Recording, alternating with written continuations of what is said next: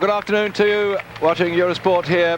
The Vuelta, the stage of 162 kilometres as the riders in this race tackle a very interesting course, in fact, because they're going to ride around the city of Valencia, covering 5 laps after being out in the countryside. And during the day today, as you see the riders swarming along here, we in fact have had just one lone breakaway, and that one lone breakaway, Galdiano, who had a maximum lead of some 9 minutes on the main field, and then he was really caught as we came on to the first of the 5 laps. He could lead at 54 seconds. They came through at the end of that big circuit round the countryside, or should I say halfway through the town. It's a long, big old town, this one, the third largest in Spain. And there you see there the lap board, 2 laps to go. They've been racing for 3 hours and 32 minutes. So good afternoon to you. My name's David Duffield, and we've been watching the information coming in and listening to the information about what's been going on. And poor Galdiano, at least when he got swallowed up, he had the benefit of getting the 2 bonifications, they call it, the 2 sprints, where he earned himself 6 seconds extra bonus. There's 12 seconds bonus at the end of the stage, so Galdiano, who wouldn't put himself amongst the sprinters who are now matched at the head of that field, or just a bit back behind their leader, meant to be more precise, Galdiano, having got himself 6 seconds bonus, will now go back into the main pack. But we went over a 3rd category climb. He was first over the top there, so he should get the King of the Mountains competition today. But the question is, who of this bunch of riders is going to take the first stage in the Tour of Spain this year? Valencia, and stage 1 coming 162 kilometres. In that big field, you won't see much of the people who'll be standing on the rostrum at the end of it all, I suggest, but we've got a tremendous Tour of Spain this year for you, and Eurosport will be bringing it live right the way through for the 22 stages in all, covering 3,898 kilometres. That's 2,435 miles. There's 12 flat stages, which is this is the first. We don't actually really hit the mountains until stage 10, when we have a jolly good second category. They're a little sort of 3rd and 4th until then, but we have 12 flat stages, 8 in the mountains, and 2 time trials and 1 rest day. And what a field we've got. Indurain, yes, he is riding. All you supporters of Big Mig after his disappointing Tour de France, I'm sure we'll be looking for him further on during the Tour to see if he's going to take on the leader's jersey and win this race, which he hasn't ridden now for 5 years. But a lot of eyes are going to be on Tony Rominger. He's won this race 3 years in succession, and also on Jalabert, who won it last year. So we've got a pack of good stars in this race at the moment, but those names I just mentioned are not going to be showing much in this hurly-burly you're seeing now, because the sprinters teams are looking at the MG Techno Gym team at the moment. The sprinters teams have been on the front, making sure that, for instance, Galdiano didn't stay out once they hit the town. And the MG Techno Gym, we've seen hard on the front too, the Gavis team. MG Techno Gym are riding hard for Baldato, who wears 101, and Gianni Bugno, who wears 102. So they've got 2 pretty good men there, which Baldato is probably the faster of their current sprinters. In the Polti team, we've got to watch out for Lombardi, number 143. They wear the sort of yellowish coloured jerseys, and he's again another man who's won stages in Tours, and we're looking to open his account today. And of course those 12 seconds bonus should mean that not only do you win the stage, you take the leader's jersey as well. So there's a lot at stake in this one. Blylemans is riding for TVM. He's a late addition to the TVM squad. He wasn't on the initial running order, so he could be in with a shout for the sprint at the end of it all. But one man who won't be galloping will be the bold Cipollini. He was down on the early start list as a possible rider, but when Cipollini pulled out, so did Erospoli and Martinello, 2 of his teammates who were going to sort of be his lead-out men. So Cipollini is not in this one at all. So we're looking for people like Blylemans, Lombardi, Baldato, and probably Vust, who rides for the MX Honda Eurosport team. I have to get that one in. I suppose we ought to call it Eurosport MX Honda team. It's not Honda HOND, it's Honda, the watch company, and they sponsor Team MX Honda, joined by Eurosport, the Spanish division. And so Vust will be looking for a good gallop. He's been stage victor in the past in the Tour of Spain, and he wears 121 and a strange sort of pinkish coloured jersey. We'll try and pick him out for if the cameras get down low enough, but we're seeing this very nice view of the circuit, this just under 9 kilometre circuit, and they've now just got less than 2 kilometres to go.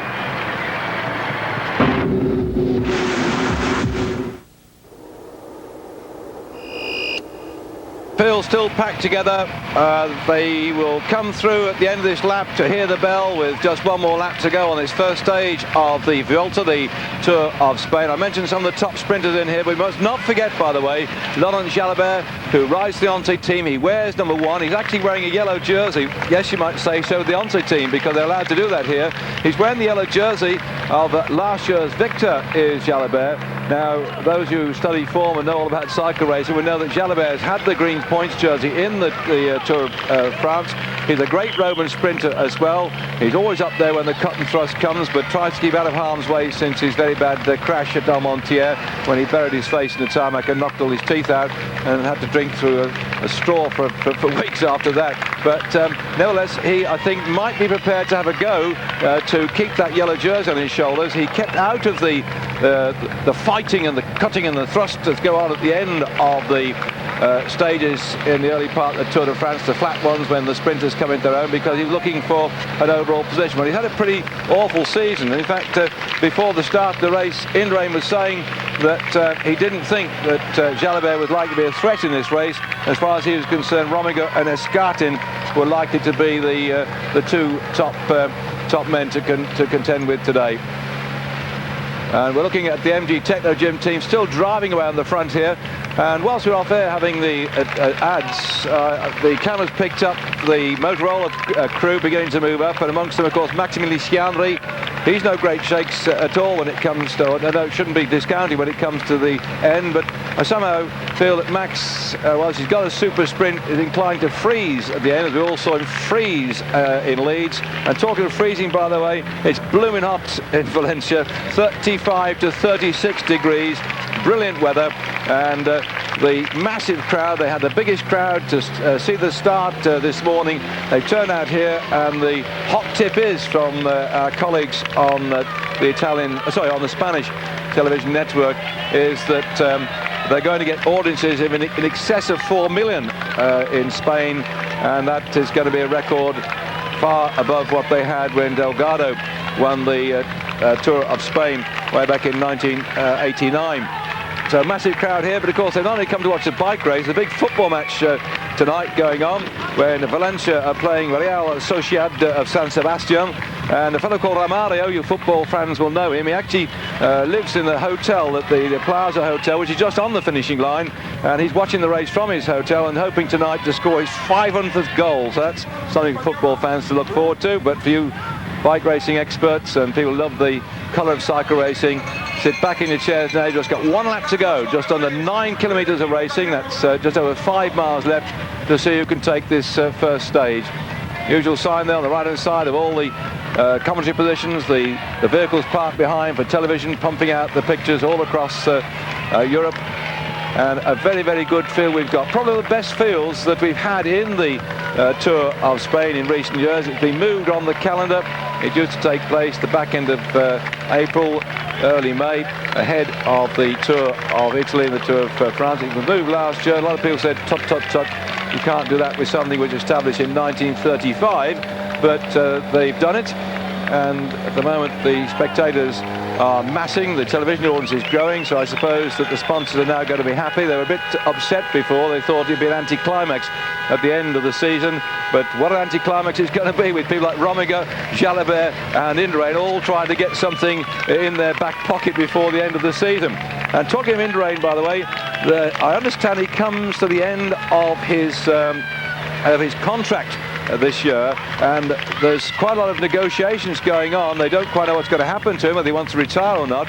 And the hot news is, it's all a rumour, by the way, watching the MG Techno Gym still driving around the front. The hot rumour is that the Benesto team manager is in fact at the moment in Milan talking to the Mappe boss, because Mappe are having to offload some of their riders. They've got to cut the numbers down by law. UCI have now reduced the number of riders you can have on your payroll, and it looks like the whole Spanish lot are going off either to form another team or perhaps ride for Benesto. Now that'd be something, because Olano is part of the package.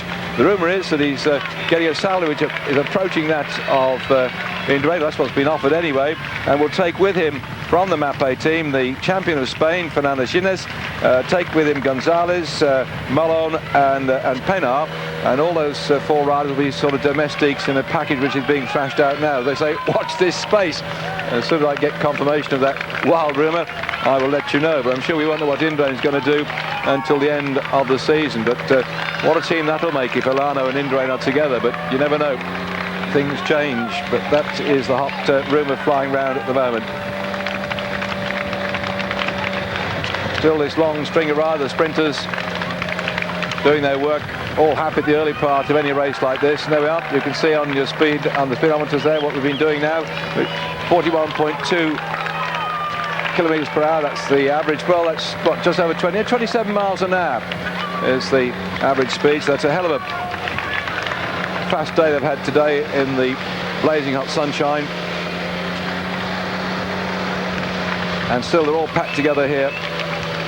The Once team manager has openly stated he wants to win the race, by the way, and his team here are very strong indeed, because apart from Jalabert, they've also got Zülle in the team, of course, backup men like Neil Stevens, so they could be somebody to contend with. If people like Mauri come on form as well in this race, Mauri past winner of the Tour of Spain, then they could do exactly what they did last year and dominate it. But I think somehow the strength of other teams is a lot better this year than we had last year.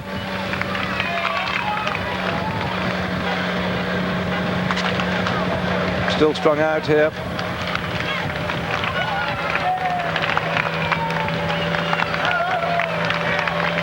Irrespective as to who wins today here at Valencia, I've got the bottle of champagne already in the fridge, because my colleagues and myself are going to, as I always do when any of our lads win something significant, we're going to have a little congratulatory drink for Chris Boardman and sample his success. I'm sure everybody's caught up with the news. He did a fantastic 56.375 kilometres in the hour on Friday in the Manchester Velodrome. Yesterday in the evening he went out there amongst a full packed house and smashed the record wide open. A brilliant performance by Chris, and congratulations to everybody here. We'll be drinking to your future and your health in the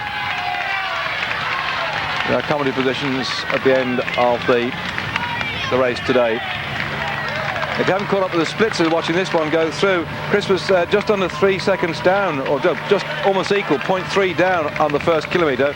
By the 5th kilometre, Chris was 3.2 seconds up on Romiger's record, and from then on every one of the 5 kilometre point checkpoints, he was pulling himself forward by around about 5 to 8 kilometres, 5 to 8 seconds per 5 kilometres. So, oops, one's gone down. That's one of the telecom lads who's become a bit of a box of tricks. When we had the stage finish here last year, Marshall Vust won the stage, and Eric Zabel, who was riding for Telecom in the race last year, he's not riding this year, was in 2nd spot, and I believe Minali was 3rd. Yes, he was. So we've still got Vust in this race, and we've got Minali as well.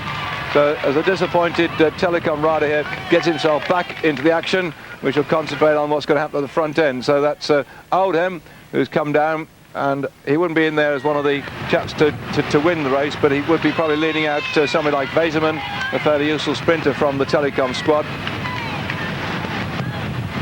Looks like no damage. I'd like to look at that one again in slow mo. Yeah, he was out on the front, he really swung round and got his bike all over the place. Unfortunately, he didn't bring anybody else down with him.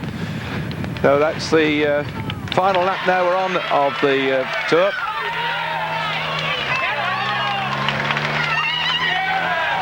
Well, that looks like Miguel Indurain to me up in 2nd spot at the moment. I don't believe this. He normally keeps out of harm's way, but I don't think I've seen him on the front leading out. And his home crowd here will be absolutely overjoyed to see Big Mig over there. And this could be Uchikov of the Polti team. Typical tactics of Uchikov. And it is Uchikov, who's taken stage victory in the Tour de France in this particular fashion, hammering away in the final, 6 or 7 kilometres to go. Typical tactics of the man. He's away.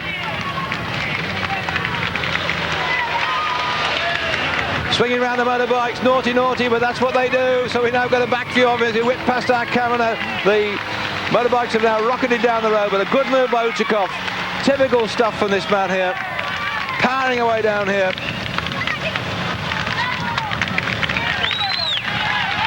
By the way, I'll just butt in about the hour record from Boardman yesterday.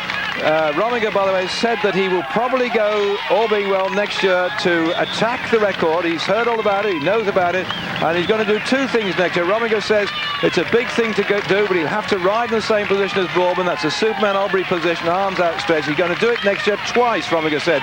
Once at sea level, then he's going to altitude, and that virtually will finish his career. So that's going to be another back end of the year, absolute humdinger if he holds his form next year. And one of the first men to congratulate Chris Boorman last night in Manchester on his phenomenal 56.375 kilometres was the great Eddie Merckx, and he did 49.431 kilometres way back in 1972, and he was there last night to watch Chris Boorman smash it almost out of sight.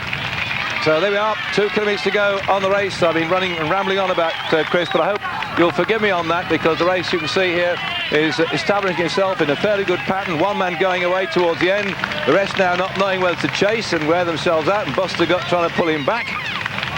And he's now really powering away here. DYC, that's a nice whiskey company from near Madrid. We'll have a start and finish of the stage somewhere near there. Most of the joy of the journalists. No, not where we're working. Uchikov still powering away here. That's a good shot.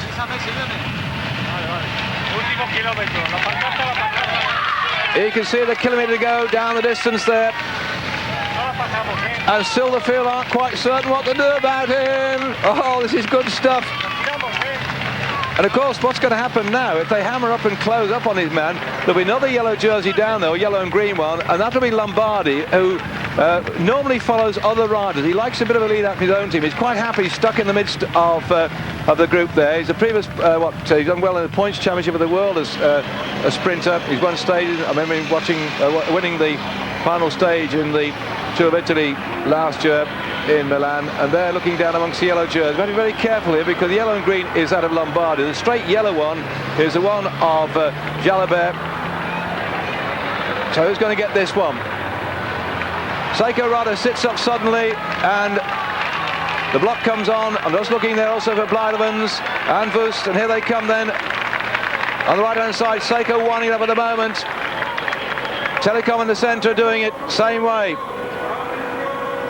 In the green, a Kelmi rider. Could that be Cabello trying to have a go? Well, don't know if he's got the strength to last out here. And again, I can see on the right-hand side, poised is a Polti rider and launching himself. Baldato on the right now. Baldato starts to go for it. Baldato and Lombardi are fighting this one out. And they go to the line. Who gets that one? Oh, the Seiko rider throws his arms up in the air. But Skriniar Bluestorm went for that one. Sorry, my mistake. Skriniar Bluestorm who could have got that one. We'll have to wait and see, because that was a close one. I need another look at that one. I'm sure you do back at home as well. The Skriniar Bluestorm flicked across the left-hand side.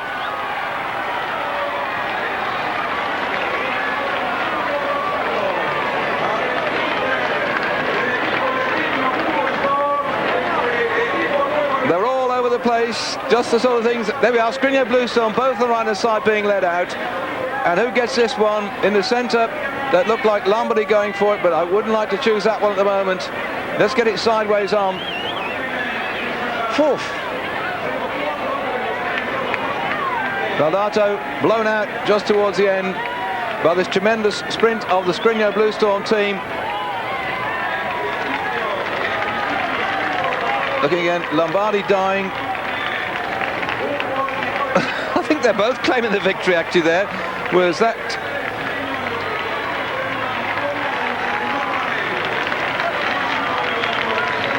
Here we go again.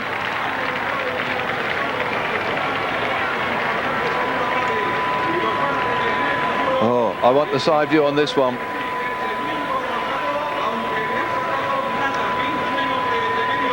Well, let's read out the whole names of the Skriniar Bluestorm team. Take your pick from Vattaroni, Casaroto, Rosato, Cinali, Gallerini, Babagalli, Conte, Apollonio or Petacci. And that was some sprint for the Bluestorm. Here they are on the left-hand side. I reckon they certainly got them. I'm going to go at this one. They say they did. But unfortunately, our camera's just a bit off the line there, and we'll have to see.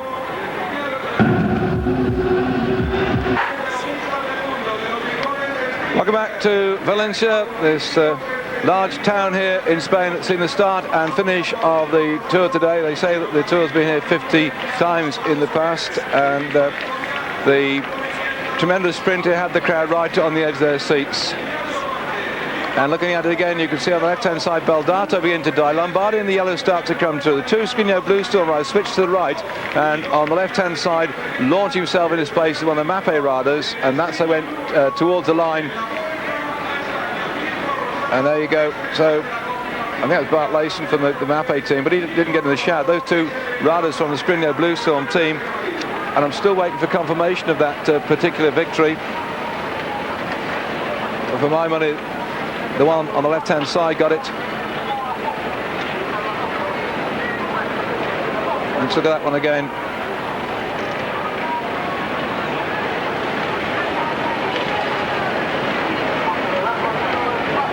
Well, I think that might be Cinali.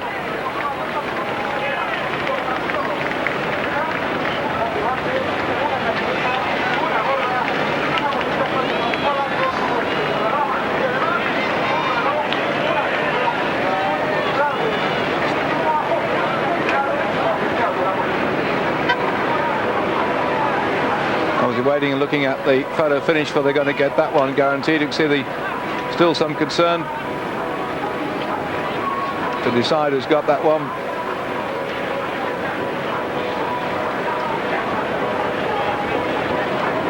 Well, they're taking Rosato around the back at the moment. He doesn't look like he's got it. He didn't look very elated to me. And certainly they rushed him off around the back, so perhaps they're going to have a look at the old photo finish yet again.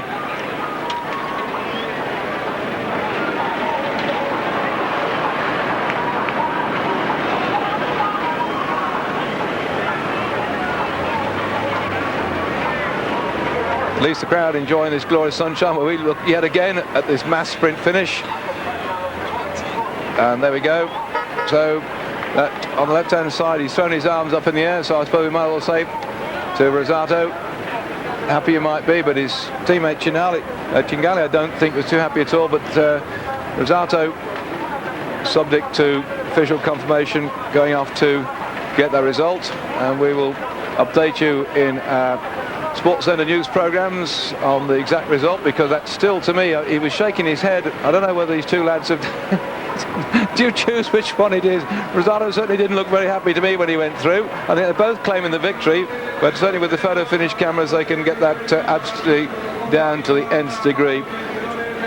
And I hope you tune in tomorrow, by the way, and if we have another sprint finish like this one, I'll get you all to come and join me. We'll stick pins in the Scrigno team to find out who got it anyway. We're going to have athletics from Milan Grand Prix come up on Eurosport in just a few seconds. From me, David Duffield, from the Tour. Bye-bye.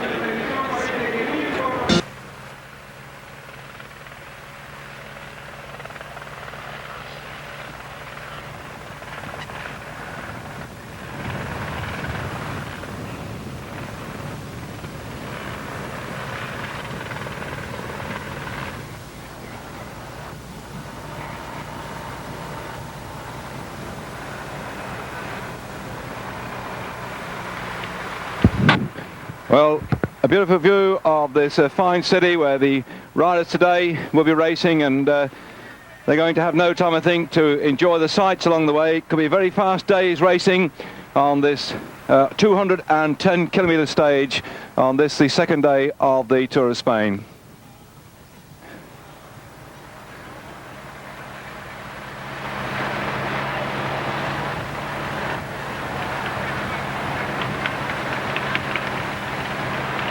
I hope you're enjoying some of the sights which we're bringing you on Eurosport.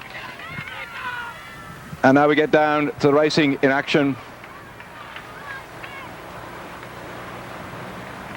And I must apologise yesterday, by the way, for the first time in my career with Eurosport, not being able to give you the finish of the race when there was that massive sprint at the end of it all. I've no doubt if you stayed tuned to Eurosport during the rest of our evening's activity. And look here, this little break between Gorini and Zarabitia. The finish yesterday was closely fought, and you may remember that I said, if you're watching yesterday's programme, that I didn't think that Rosato, who walked away, in fact they tried to take him around the back of the presentation area as if he's going up there, and there were sort of moments indecision. He was shaking his head, and I said, this fellow doesn't look like he's won. Well, in fact they gave him 4th spot, and if you saw it yesterday, I just do not believe how Rosato was pushed back into 4th spot, because the result in the end went to his teammate Biagio Conte of the Scrigno team, and Tom Steele's was in 2nd spot, the Mappe rider, which we spotted thundering through. Lombardi they gave 3rd to, and poor Mirko Rosato, who we saw shaking his head by the Finnish rostrum, was relegated to 4th spot. And that in fact reminded me, as you can see now, we've got 48 kilometres to go on the stage today, of the fact that the famous book, The Four Horsemen of the Apocalypse, was in fact written by the novelist Blasco Ibáñez, and he was born in Valencia, and I thought we saw yesterday the 4 horsemen of the Apocalypse, and poor old Rosato was the 4th across the line, although I'd like to have seen that photostat finish, or sorry, photo finish actually on our screen. We kept trying to get it, but we couldn't get it for you. That's looking back at yesterday. Here we are today with just a couple of men down the road, and I think with somewhat just inside 50 kilometres to go, they might find themselves reeled in by this very fast-moving bunch. It's a fairly flat day today, just a couple of 3rd category climbs which we had early on in the race, and they were taken by Bobby Julich. Bobby Julich actually had a real burst on the banjo today, because the fellow went away quite early on in the race, and the American from the Motorola team just decided at about time, I suppose, that he showed his sponsor or something, or in fact his ex-sponsor, because Motorola are closing down their sponsorship at the end of this season. And Bobby Julich went away. He had a lone break until the 130 kilometre point when he was caught. He had been away for 62 kilometres in all, Bobby Julich. His maximum lead was 2 minutes and 38 seconds. And en route, he went over the 2 3rd category climbs a day. Just before he got caught, in fact, he was dragging himself over the climbs. The first one at 110 kilometres, the Alto di Mira, and that was 990 metres above sea level, as we still look at Zalabecha and Gorini on your screens here, trying to stay away from the fast-moving bunch. So that first climb of the day, 110 kilometres covered, Alto de Mira, Bobby Julich went over the top of that one, and he did the same thing just 11 kilometres down the road when he went over the top of the Alto de Naborneta, and that was 970 metres above sea level. And so he's had 2 3rd category climbs in quick succession, which means he would take over the King of the Mountains jersey at the end of the stage. He also, en route, we had 2 sprints early on in the race after 61 kilometres at La Quena. Bobby Julich was first over the line there, and the bunch eventually came into sight, and Baldato romped away off the front of the bunch to take 2nd spot, and with it 2 seconds bonus, and Werner of the Telecom team took the 3rd spot. There was another sprint at 98 kilometres at Campo Robles, and again Julich, who was having his little mad fling at the front, took that one obviously, and then when the bunch came into sight, galloping off the front, guess who? Yes, Baldato. So Baldato's helped himself to 4 seconds bonus, but just behind him in 3rd spot was the revelation of yesterday, Biagio Conte, who took the 3rd spot and 1 second bonus to help him at the moment. Baldato started this morning 16 seconds down on general classification, so he's got himself 4 seconds back of that deficit on Conte. But Bobby Julich came in with the main pack, and so although he got himself 6 seconds bonus, he's no great threat for the overall lead at the moment. In fact, you're looking now at this man coming up here with his jerseys and his bottle stuffed inside his jersey now, and we're looking at number 45. That's Igor Gonzalez de Galdeano. He's wearing the white jersey. He's a man yesterday took the King of the Mountains competition. Now he's going to be domestic the rest of his team. He got that yesterday. We had 1 3rd category climb, and how opportune I should be talking about Bobby Julich pinching the jersey off him when he comes through on our screens there with the bottles to his teammates. So the man from the Escudi team has obviously been relegated to domestic, despite the fact he's got the King of the Mountains jersey, and he got that in that long lone attempt yesterday to stay away from the mad pack and he got swallowed up as we went through the first of the 5 laps in Valencia, and the sprinters soon saw to it, or the sprinters' teammates soon saw to it, that his lead, which at one time been over 9 minutes, or close on 9 minutes, was to no avail. But en route he got that, kicking about in his jersey and some useful money for the various sprints along the way. Hey, come on, hey, hey. The Skrino Blue Storm riders here on the front. And there we are, that's the list on there. That's the list I had out yesterday, if you heard my programme yesterday, as I couldn't decide which of that lot had got the sprint at the end of it, and Rosato was in with a shout there. Chinale, I thought, had made it, but he was. It was Conte, number 177, who got it. It took a long time for the photo finish to come up, and we got off air by then, so I apologise to all and sundry, which was so close to call it was almost impossible. And the Skrino Blue Storm team is a pretty new team on the block. The Blue Storm were co-sponsor of the Navigare team last year, and now the Skrino people have come in. There's the man in the yellow jersey, Bjarne Riis, that got the victory yesterday. Interesting character, by the way. He had a very good career as an amateur, and according to my notes, he won 40 races as an amateur, and then in 1991, when he was knocking up all these fantastic successes, he was selected for the Olympics in 1992 as part of the Italian amateur squad, but they did their usual medical checks, and they found that he got some heart problems, and so they just said, hey boy, you can't race there. And in fact, obviously he retired from racing, but he had to sort of take a back seat and look after himself, and then he decided to really start riding harder, went back and got another medical check, and they said last year, you're okay, there's nothing wrong with your heart. So he turned into pro ranks, and so far this year he won a small stage, a small race, a stage race in Messina, a 5th category 1, when he took a stage victory in that. So Conte, now part of this Blue Storm team that have in fact had 30 victories since the start of this year. They make sliding doors, by the way. I write off to all the major teams at the start of the year, and I usually write about the top 30 or such. And you know, when I write these top 30 teams and explain the situation, only about 10 or 11 send back the information about their team. It's jolly useful to know, in fact, well, just to me, you may not want to know it, that Skrino makes sliding doors. I'm fascinated why certain sponsors get into cycle racing, and so Skrino makes sliding doors, and so I'm very happy I got their book, so at least I knew a bit more about Mr. Conte, because he'd been off the scene for so many years. That yellow jersey at the end of the stage today, and who's going to get the stage victory? Let's hope it's a bit clearer than yesterday. 5 kilometres to go. I talked to my colleagues after that sprint yesterday, and we all found the same problem. Nobody got it right. So let's see if we're going to get it right today. Sit back, watch the race. Coming towards the end of stage 2 on the Tour of Spain. 205 kilometres covered, would you believe that? And they're still going flat out here, about 125 miles or so. And they'll be averaging now close on 30 miles an hour.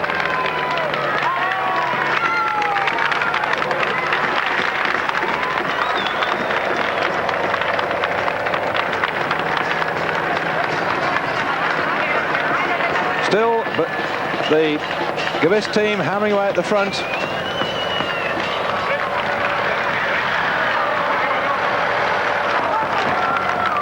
They're coming in toward the town. They're going to take a sharp left turn, head round the town. There'll be a sharp right-hander, sorry, a curvy right-hander, sharp left-hander, and a big swing round before they come down to 1 kilometre. And it's a long, long straight run into the finish.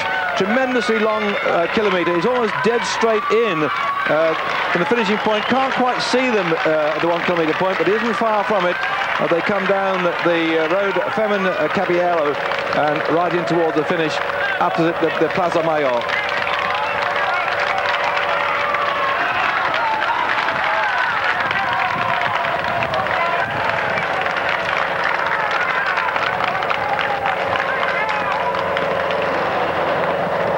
Seconds vital bonus for the first man across the line.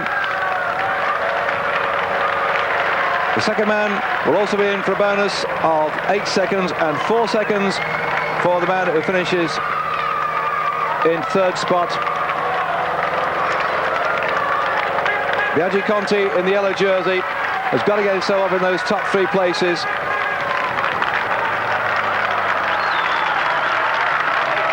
comes home an extra second bonus today, so he could keep that yellow jersey if none of the three men close to him, Steele, Lombardi, Rosato, or in fact Baldato, he has a good chance of hanging on to it. He's got to really watch out for Tom Steeles, who wears the red jersey, riding for the Mappe team. We saw him riding hard further down the road, but as yet, Tom's kept himself tucked in that main bunch. And looking down there, I can see red jersey. Yes, about 1, 2, 3, 4, 5, 6, 7, 8, 9 from the front. But Tom Steele has got to do. He was one of the fastest finishers yesterday. He just got to be on the wrong side. And he's looking for a victory today, which will take him up into the yellow jersey if he can do it. But what will happen to Conti in the yellow? Still Mappe working hard for Tom Steeles. It was a bit off the pace at the moment.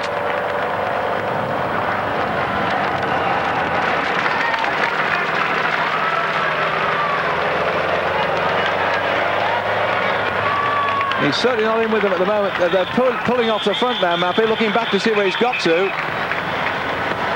And 2 kilometres to go, and still on the front now. This is Festina putting the power in. Well, I wouldn't say they've got the best of the sprinters, but Festino start to hammer away at the front. Of course, they're sponsored by a Spanish watchmaking company, so they're determined, I think, to show their colours on the box. And riding away and riding hard off the front again.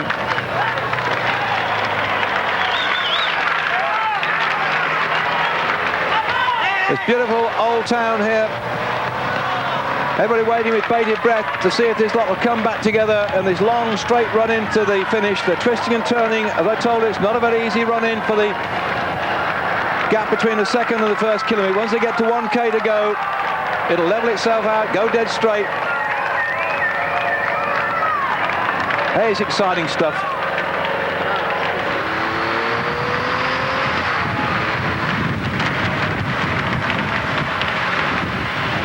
Well, he's blown his gasket, a Festina rider, and off goes Motorola yet again, opening a big gap here around that right-hander, left-hander. It says Max Chiandri on the front. Chiandri from Derby, the Brit-born Italian, now turned back to Great Britain as his passport, and he's got 1 kilometre to go. It's a good long straight ride. This could suit Max Chiandri. There's so many times we've seen Max, though, at the end of a race just freeze when he's been inside the finish. He's now gone for the long one. Can he go for this one and hold it on to the line as Chiandri starts to power up here? And Chiandri's still in the lead. They're all over the place. The camera, Mr. Cameron, because that doesn't matter at the moment. Chiandri it is that's on the front, and Baldato comes up there on the right-hand side, right on the wheels of Tom Steeles in the red, and there in the yellow. And the red is Blind Evans, but Chiandri's hanging on for grim death at the moment. Minardi's sat in here nice and comfy too. They start to unleash the sprinters. Vaderman for the telecom team starts to come up as well. But at the moment, Chiandri's hanging on for grim death to this finish. He's got 125 minutes to go. Can Chiandri make it? He looks over his shoulder to see the cavalry in full charge here as Jalabert in the centre starts to go for it. Crash bang, down goes Skrino rider, but Minardi gets it on the line just ahead of Jalabert as the Skrino rider goes out of the picture. But that was one for Minardi from the Gavis team, a brilliant finishing sprint, but that shows you what happens when the hammer goes down at the finish. A touch of wheels, a crash, and boy, if you're going to be in that top 10 or 12 or even 20 riders, you've got to expect the cut, the thrust, the pushing and the shoving. And round the vultures come here with their cameras to get a picture of the corpse. And the man with the bald head, Graham Watson, I shouldn't call him vulture, give me a sharp clap with his Leica next time I see him. Let's look at the sprint again. Jalabert in the centre starts to go. Lombardy's boxed on the right by Baldato. Dang crash goes down that rider. Tom Steeles looked over his shoulder, the silly man. And so Minardi got that one. Baldato came in late. He might have got second ahead of Jalabert. Well, the rider's really come down with a bang at the moment. And there he is, you see, he's just lost complete control of his bike, hammers himself down, and look at the rider just swung round him, straight upright. That's beautiful bike hand, absolutely brilliant that he didn't come down as well, and that's all at 40 miles an hour.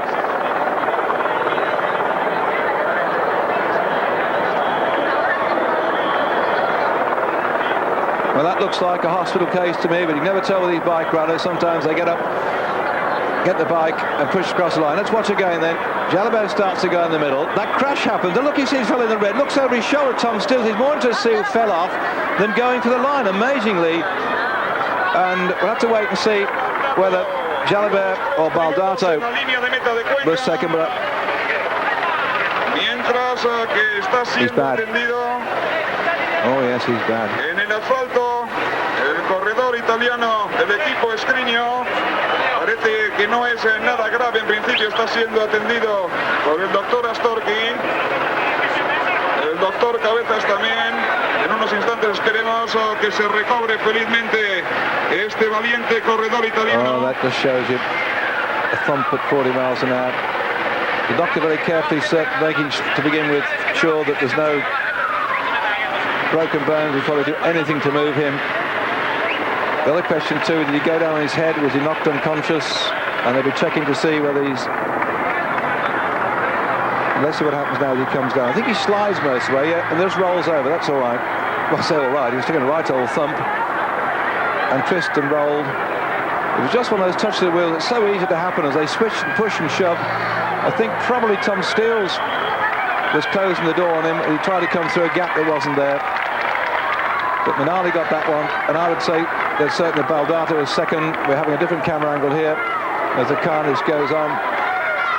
And Jalabert, interested to see that he's prepared to go for this, because you know that terrible crash at Armentières when he buried his face in the tarmac. Yep, I reckon that Baldato got second and Jalabert third on the line. Oh, it's so easy for Minali, wasn't it? No, Jalabert second, Baldato third. Now that's just a picture I hope we got yesterday. Tom Stills in fourth spot, Lombardi in fifth. Looks like Weserman into sixth spot.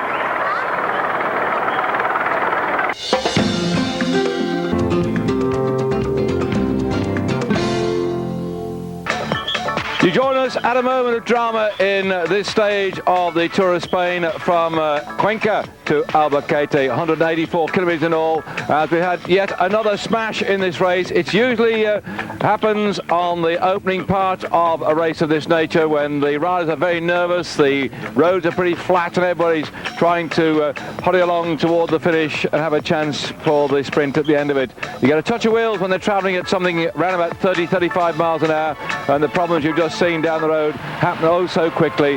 That crash we had yesterday, the man that was brought down and crashed out of sight was in fact a really unfortunate character, Risotto, because he'd already on the first stage thought he won the stage when he finished back into fourth spot.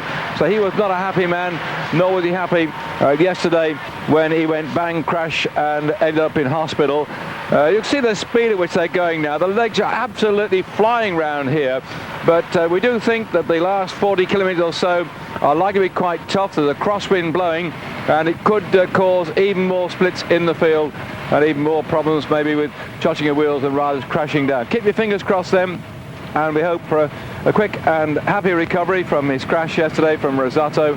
You may have seen it on our programme, but he was in the kitchen, as they say, where they were really cooking hot for the sprint finish, and he just touched the wheel and down he went, and that was him out of the race. Mirko Risotto, so a bit disappointing day for him. You can see now how the wind is having its effect upon these riders. They're all over the place. It's been splitting all day. The gap there, 3 minutes on your screen between the first group and the back group. Most of the top men have made it into the first group. One man missing from the first group is Baldato, who's been in there with a shout every day trying to get himself some victories. I mean, yesterday he finished in third spot. Minali was first, Jalabert second, Baldato was third.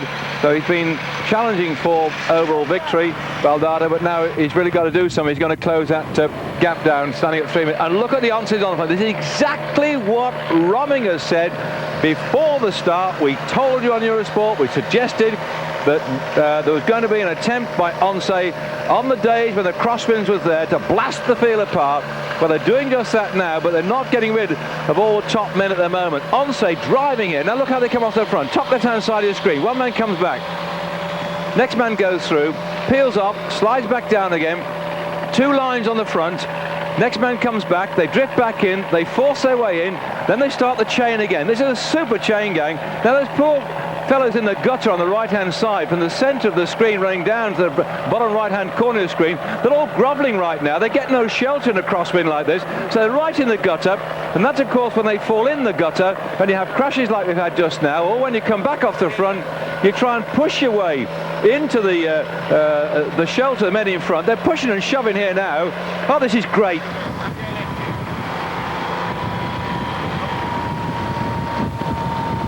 This is what destroys riders, because that front part, the echelon, what, maybe 20 riders, 2, 4, 6, 8, 10, 12, 14, 16, 18, 20, maybe 20, 25. Now look, some have come up behind it, trying to make their own second echelon and infiltrate it.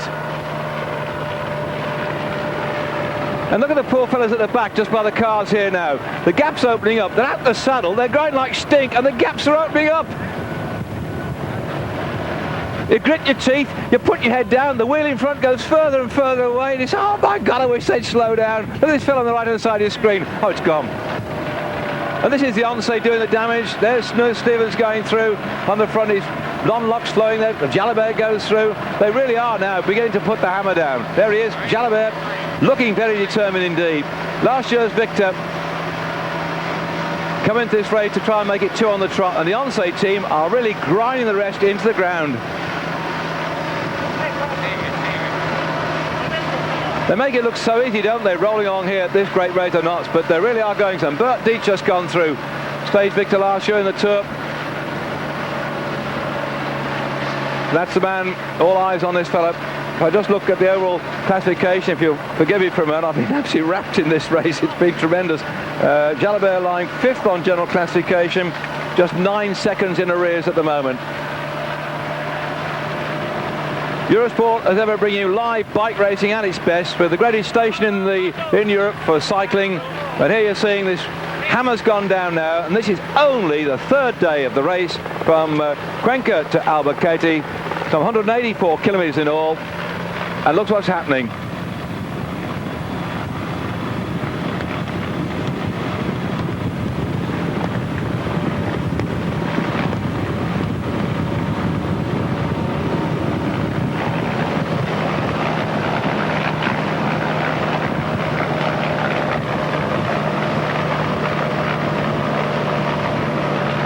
Still 3 minutes from this first group back to peloton, and there's some splinters off the back as well.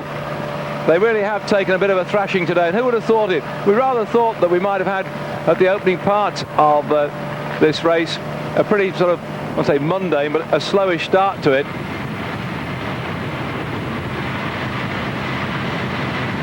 And here, chasing group including Rominger, split off the back. Onse really have made it, the legs hurt now. This is tremendous.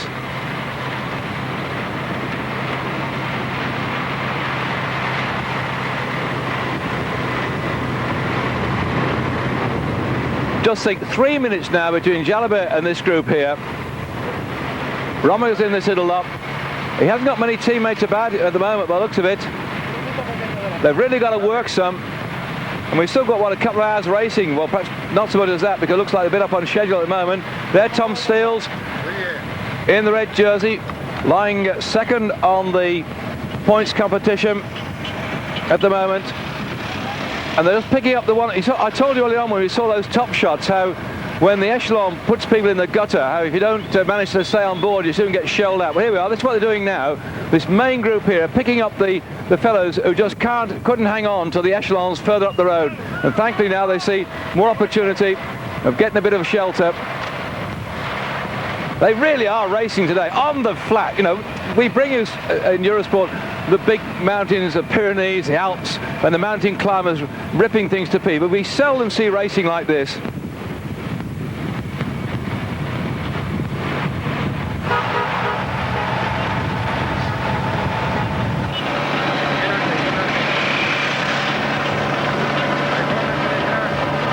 This is our front group then.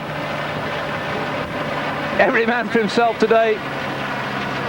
Martin Den Bakker with Team EM just peels off the front of this one. Jalabert just going through. Zülle's in this one. I mean, Onse really have slammed it down.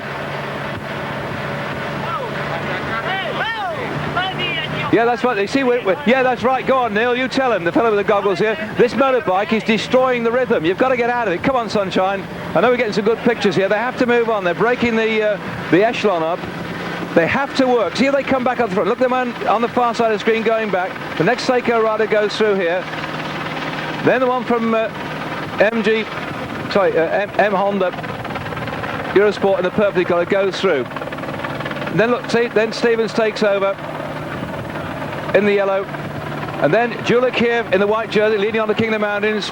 Then Ushakov goes through. Look at the chain, absolutely brilliant. Men at work. No time for tea breaks, chaps. Oh, they're all giving it some stick.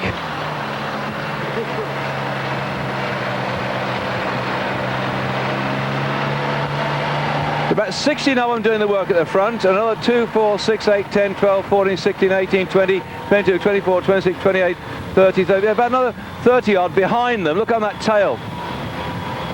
That gives you an idea about the course of today. Just that first little climb of the day over the Tordiga, and that was just 1,240 metres above sea level. And they're running all the way down now in towards Albuquerque. Downhill with this crosswind, and that's exactly what Onte said they'd do. First bit of crosswind, they'd slam the hammer down.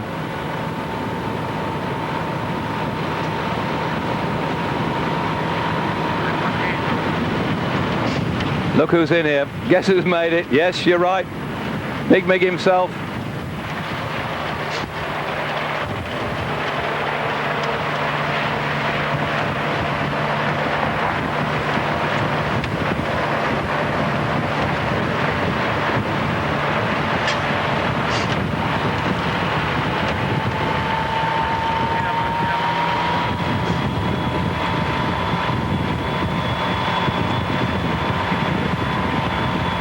Just look at some of the riders we got in here. That's Zanini, number 53, start the season in fine form this year.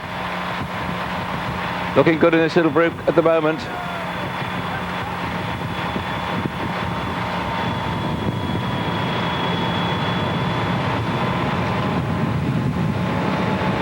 The speed at which they're going through, it's just unbelievable, isn't it? Yeah, certainly I've just made one of the Amstel Gold Race in May, and here he's still in early September.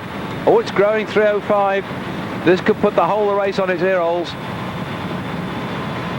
Konishev's made it too, and look what Romiger's got to do to try and drive this one back. Tom Steele's working hard with him as well. This is the chasing group. Just going through that under Perron. And then for the Kelme team on the way through, that's Angelado, very good sprinter indeed. Looks like Anderson at Telecom's missed the cut at the moment. Then trying to go through as well, that's Giannetti, who last year was leading on the World Cup before he crashed out the Tour of Switzerland. Winner back-to-back days, Bastogne, Amstel Gold. We've just seen the other Amstel Gold winner, Zanini, just down the road. Stephen Hodge, we just saw him curl off the front. He said it's going to be his last season. What a way to end it. Grovelling in the wake of this little group up in front. They really are hammering along here. This is going to be a fascinating couple of hours of bike racing live on Eurosport. Group at the 10-kilometer point. So next year looks like it's going to be a bonanza year for French bike racing. And the Italians too, some of the changes going on there because the Mappe team having to cut its numbers down and offload the Spaniards, with Once snapping up Olano and taking with him 4 of his lieutenants. So the Italian squads as well beginning to change quite a bit. I'll update you on that as soon as I can do. 5:45 the gap. It's just grown and grown and grown since we've been on air, and this really has, I think, put the lid on the hopes of Escartin and Romiger, unless they can do something phenomenal in the mountains, because up in front of them Indurain now looks very, very assured, and Jalabert looks assured, Zülle looks assured, have a good position overall if they keep this up.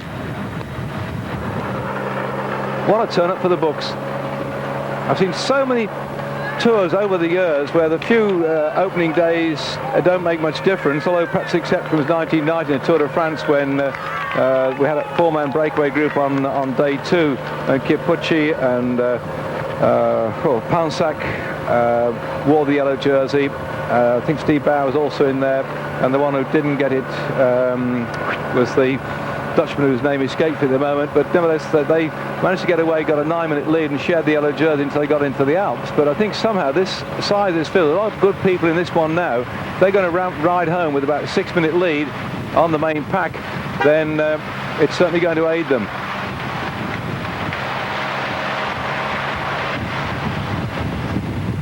Now look, you see, we're seeing some of these riders now. The yellow jersey off the front. We haven't seen Escudé at all. 42, 49 here. These two riders for Escudé, Gonzalez and Alazaguena. We've not seen anything of that little lot at all. But now they're getting near the finish. The driving's been done by the yellow jersey. Coming back into the group here. Uchikov is in this one, by the way. That could be a useful man to win the stage. And I think they told me, in fact, that Baldato had not made the cut and was in the chasing group. But I rather thought, I just saw him on the far side. Whoops, they're pushing and shoving. Wust is in that back group, we know, so the sprinters in the MX Honda Eurosport team are a bit thinned down a bit at the moment.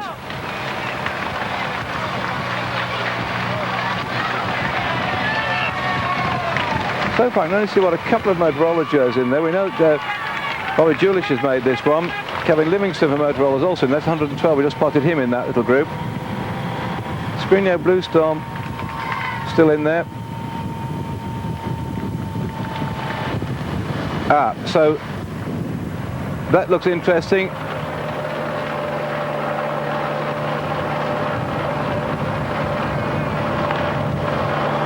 Renault Telecom driving through, and as the chasing group split, this is the Kelme team riding hard to contain the gap that's being created. There, the Skriniar Bluestorm, they've just got one rider here looking after the yellow jersey, who's going to lose that jersey now. Certainly as far as Conti was concerned, Biagio Conti, the man who was originally selected to ride for the Italian amateurs in the Olympic Games in '92 until they said he had a heart problem, and in fact he virtually backed out of the game for about 3 years. He certainly lost that yellow jersey now.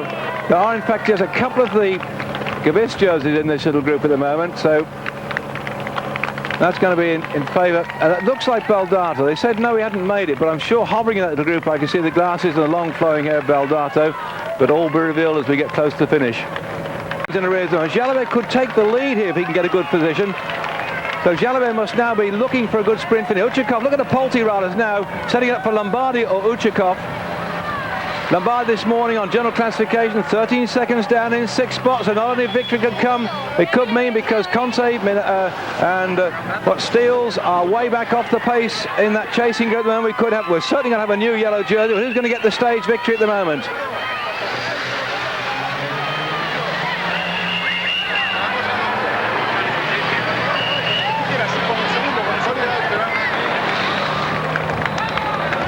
Well, TVM have drifted off the front. I'm sure that is certainly Baldato back there. So information I got that he was maroon. He's already had, by the way, on the interim sprints so far, Baldato. Werner's had a 3-second bonus. Baldato had a 2-second. Baldato got the second of the points today. So in fact, Baldato's got 5 seconds bonus at the moment.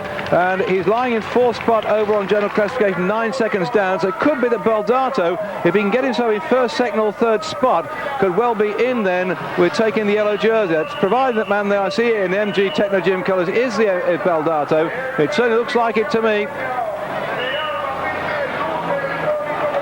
Akai looking over the shoulders for Konashev. He's still tucked in the midst of that bunch as it's being wound up now at the moment for the sprint specialists, and Bobby Julich is coming through, the American in the white. He's 1, 2, 3, 4, 5th off the front at the moment. Skriniar Bluestorm rider about 8th back from that, still in the pale blue jersey as the blonde hair of Uchikov leads out the sprint. Baldato is certainly on the left-hand side trying to give out troubles. Minali tries to go for this, but he's blown. So now, in fact, it's Baldato trying to take the stage, and probably the yellow jersey. But can Jalabert come off his wheel? Jalabert's fighting to come off his wheel. Jalabert in the yellow thunders forward, and Baldato starts to go hammer and tongue. And on the line, Jalabert says, "That's mine."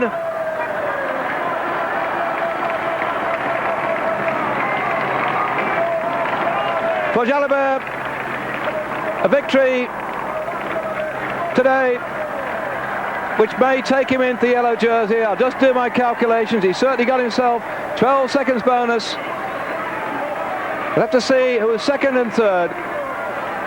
as Lombardi hits the line, because Baldato and Lombardi also in there looking for the yellow jersey. Baldato this morning started out exactly the same, 9 seconds down on Conte. So whatever it is, whether he's second or third, doesn't matter, because Jalibert's got 12 seconds bonus at the moment. And if my sums are correct, Baldato will have had, this is going to be difficult, because Baldato on the left-hand side of your screen has already had he's already had 5 seconds bonus as Baldato. If he finishes second here, he will get 8, or I think he might even be third. I hope we get a side shot on that one, because the calculations here are coming thick and fast. My computer, namely a ballpoint pen, is beginning to steam.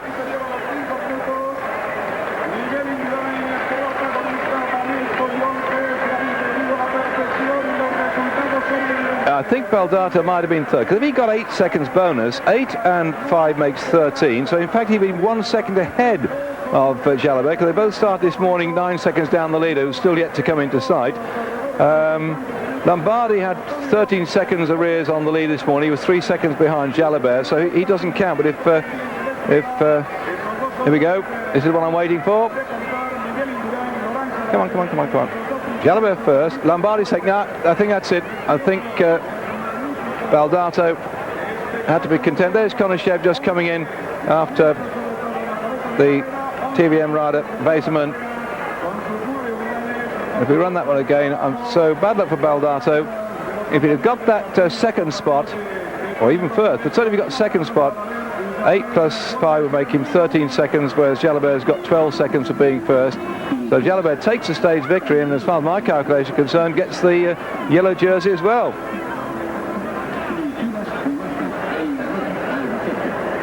Jalabert. Yep, certainly. Lombardi, Weisman, Konishev.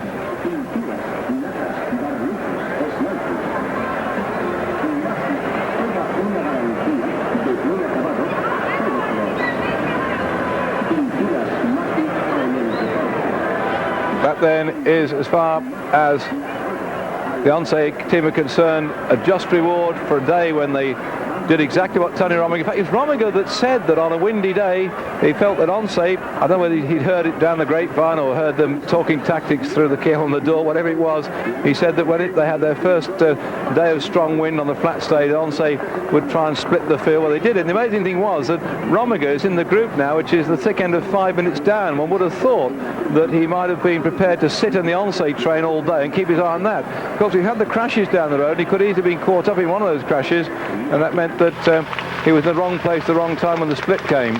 But there you are. You're supposed to watch the best opponents, and Indurain made no bones about it. He sat in close to the ONCE team, and in fact towards the end played his part in driving that wedge between the front group and the second group. And there's still some riders way off the back of this one. So there was quite a fair-sized bunch of, I don't know, 40, 50 riders at the end of that stage coming in together. It's not the sort of stage where you get riders coming in ones and twos. It's so flat around the outskirts of Alicante. And they come down through the area of La Mancha.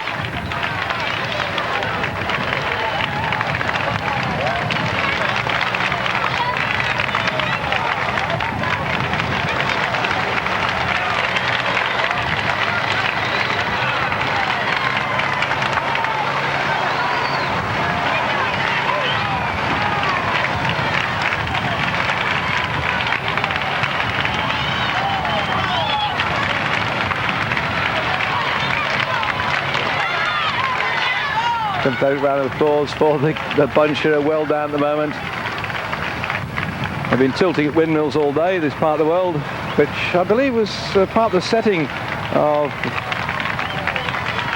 Don Quixote's escapades in this bleak expanse of La Mancha. Although it's not exactly said that Miguel Cervantes spent a lot of time in this neck of the woods.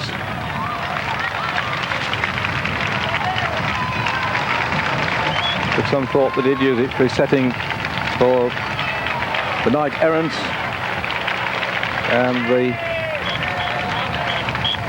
burnt out, disillusioned Spain, to which he tilted at windmills. So they're riding on here in towards the finish, a bit disillusioned by today, into Albuquerque. And the thick end of the population is 100,000 people live here, have forsaken their work at the moment, where artichokes is the much preferred crop in the locality, and saffron as well. It's the Spanish centre for artichokes and saffron.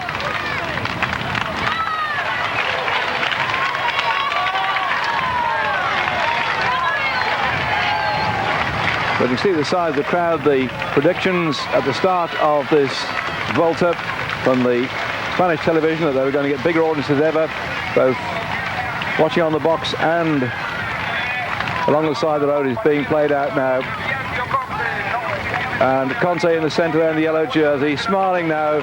He was surprised to take that yellow jersey, but he's riding in now. He's had that jersey on his back. He'll remember this for many, many years to come. And I don't think we heard the last of this fellow Conte, by the way, who was taken off the Italian team in 1992 because of his heart problems. Very much like Danny Nelson, that was dropped out from a professional career when it was felt that he had heart problems, and he went on and took a rest and had some tests and came back to win the amateur championship last year. Then has now got a pro contract with the Rabobank team.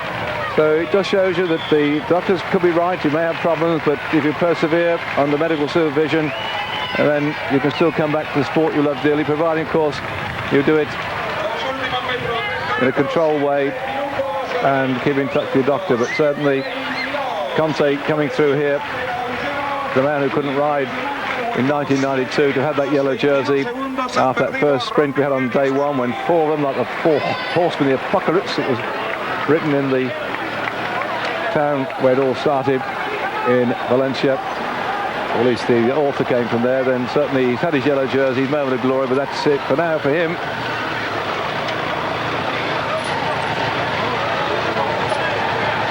Looking again at the sprint after 3 hours, 23 minutes and what's on 38 seconds of racing for the 184 kilometres today. An average speed of well over 25 miles an hour. Going to Jalabert, who, according to my calculation, not only won the stage but has taken the race leader's jersey. The photo finish camera will be sorting out that first, second and third. See the Whiskey Company, one of the sponsors of the race. Aguila, the other main sponsor, that's a well-known beer in Spain. Thought you'd like to know these things in case you wonder what it is. There's something, a few drops of that, I think. Actually, rather interesting, when Boardman got his hour record on Friday night, according to the comments I heard, the first thing he asked for his sponsor was a glass of Belgian beer. Why Belgian beer when Boddington is famous in Manchester? I don't know. There we are. That's it. So I said that one, don't drop it. Oh, dear me.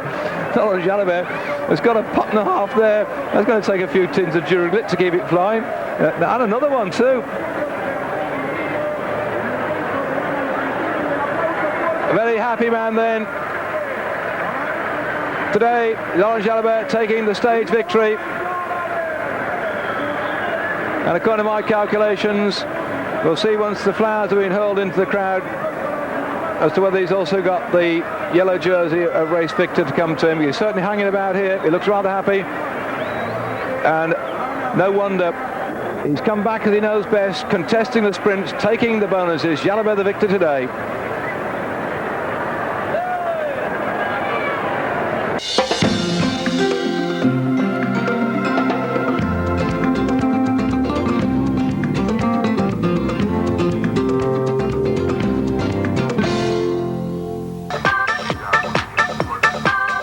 Well, good afternoon to you on stage 4 of the Tour of Spain, Albuquerque to Murcia.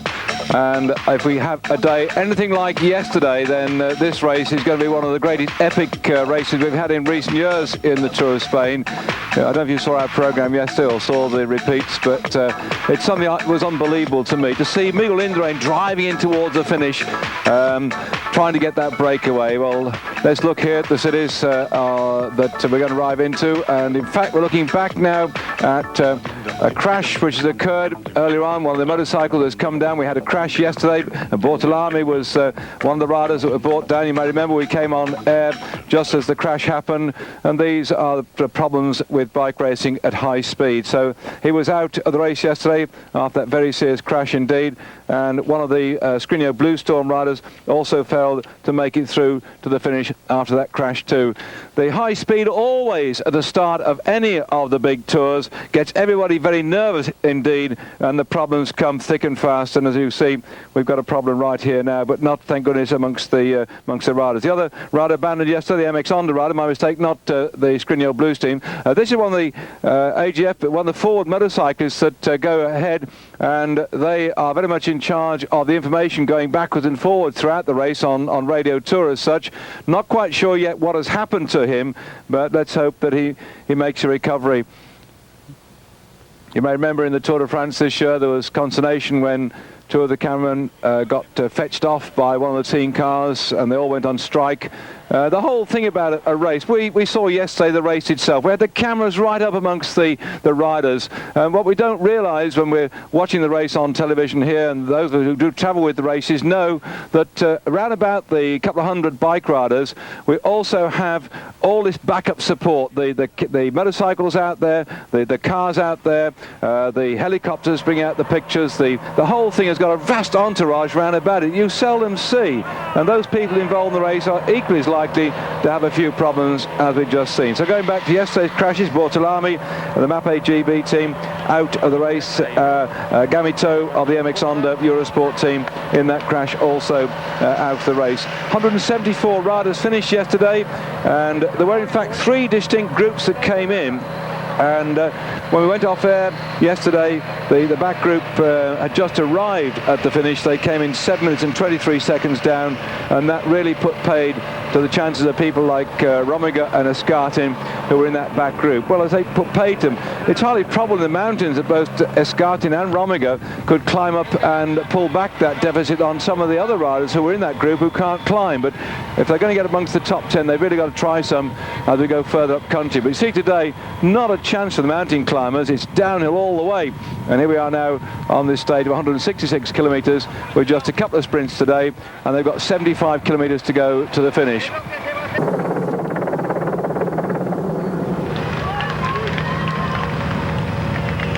Ever watchful Miguel Indurain. This is a time when the people are looking for overall honours, want to keep themselves out of the hurly-burly and not have a comeuppance, but it's as well. Indurain's been doing quite a lot of work near the front rather than going right towards the back and putting himself in danger. There's the MG Techno Gym colours with the yellow splashes. That's the Techno Gym's logo on the shorts. Trying to set this one up for Baldato. And Baldato, by the way, is riding in a red jersey because he's lying second on the points classification and second overall on general classification. So Baldato behind Jalabert, because Jalabert has both the points and the overall classification. So Baldato's got the red jersey on. Jalabert's got the yellow jersey on as race leader. And the other one that's in there with an odd coloured jersey is Werner, who's got a white jersey, a big red cross on it, leading on the intermediate sprints sponsored by DYC. Not the ones with bonuses, but the other ones. Sounds complicated, but he's got a different jersey. He can go quite quick. And Julik, Bobby Julik, the Motorola rider, wearing a white jersey. He's lying 7th overall on general classification, 22 seconds down, but I don't think he'll contest the sprint for first, second and third place. We'll certainly try and stay out of trouble and not allow any splits to happen in the main field. Because they all time the riders, they're all together with an overlap. They'll all get the same time, because you can't allow, say, the chap at the back shouldn't be given the same time as those at the front, because you can't get them all across the line together. But if a split occurs and they can actually, say, get 2 or 3 seconds gap between them, then they will lose that time accordingly. So all the riders who are in that top 50 will be trying to get to the front now, and unfortunately as it started to rain, it's going to be rather slippy on the run in, and I think this is the moment when the sprinters will be just hoping they get a good straight run, which they are. It's a pretty good straight run in towards the finish.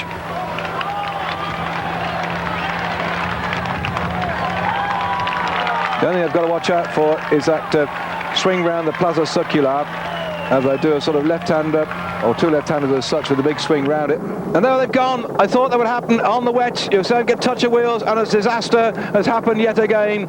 And they've gone all over the place. You just get a slight fall of rain like that. And bad luck then for the MX Honda team that have lost all the chance now, and the riders all over the place. A slight fall of rain onto the greasy surface, and down they go like 9 pins.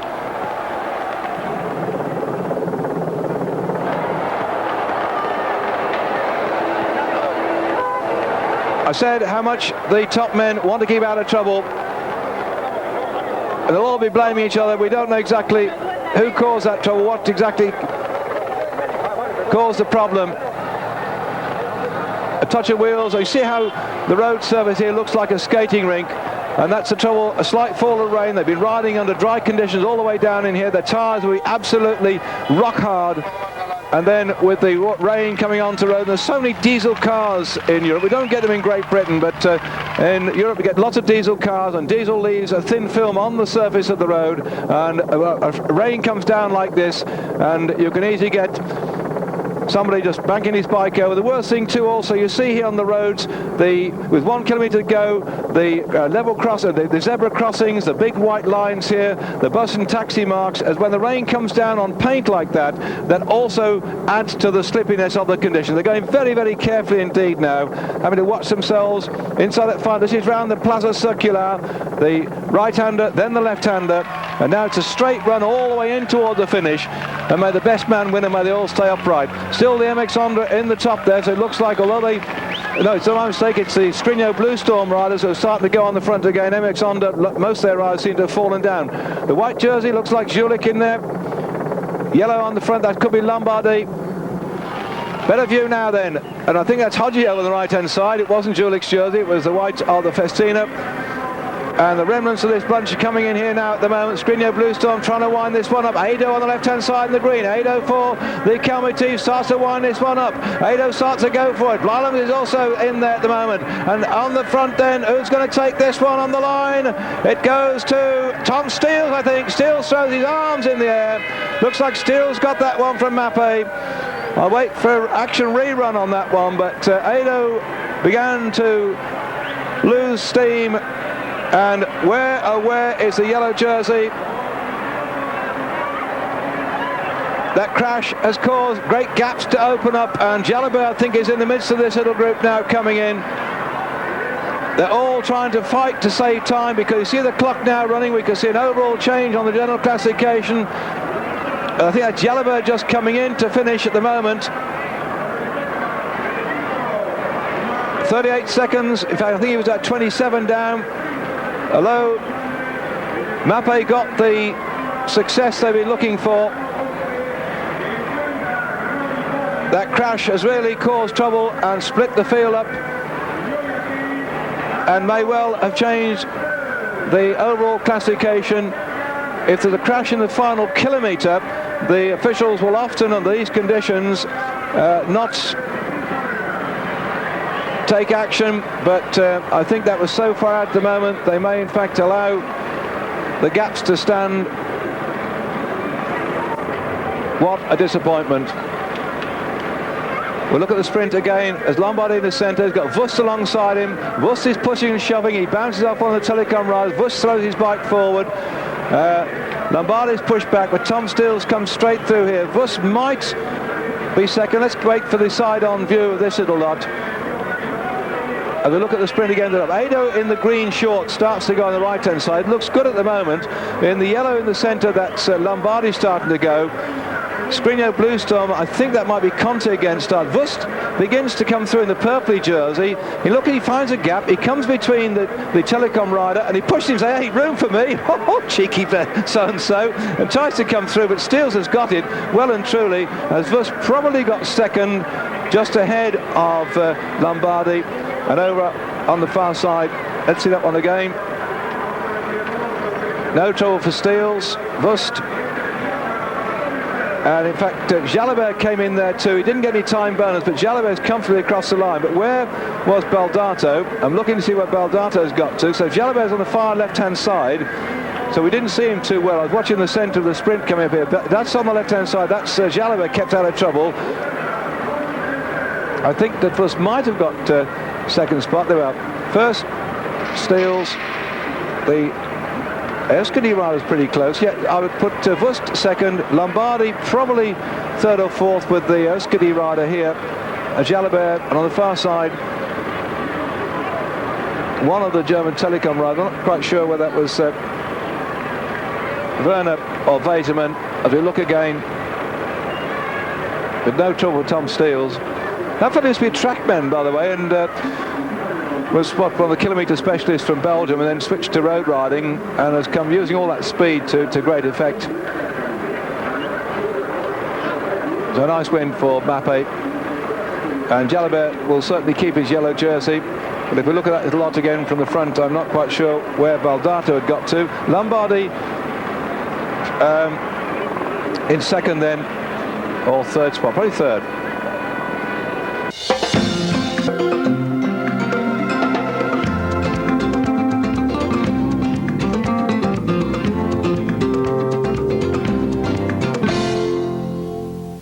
Good afternoon to you on this stage then, 130 miles in all in kilometres 210 on your screen. Our road book says 208.4, so you pay your money, it takes your choice.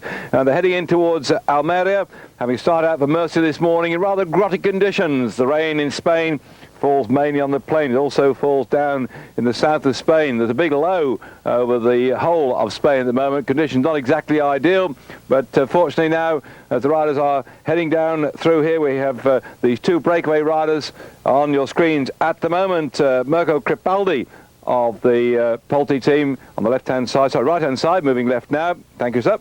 And the rider from the Esquidi team is Inaki Arazaguena. So these two, last time check we had, they had a 6-minute lead at some 50 kilometres to go, and the chances are that they're going to get swallowed up, because even though 6 minutes sounds a lot, with some 50 k's to go, once the bunch starts to mobilise itself, then things begin to happen. They may get hoovered up. By the way, I believe that you people listening at home might lose what we call international sound behind my voice. Normally you get the sound of the motor cars, the helicopters, the motorbikes, the whir of the wheels, the people shouting on the side of the road, but I think somehow that has gone down. So if it's a sort of deathly hush behind me, it's because we seem to have problems with our transmission out to good people back at home in Great Britain or across Europe listening to the Eurosport's coverage in English. So good afternoon to you. I'm David Duffield, and I'm looking forward to see what's going to happen today. And it has all the makings again of a thumping great sprint finish into Almeria, where a big crowd is waiting at the end of a very good finishing straight, none of the twists and turns. And we're looking now back at the sprints we've had already this morning. That was after 6 kilometre rating. Werner got that one from Pavleno, and Canzoneri in third spot. No bonus points there. That was just towards the Metavolante DYC sprint.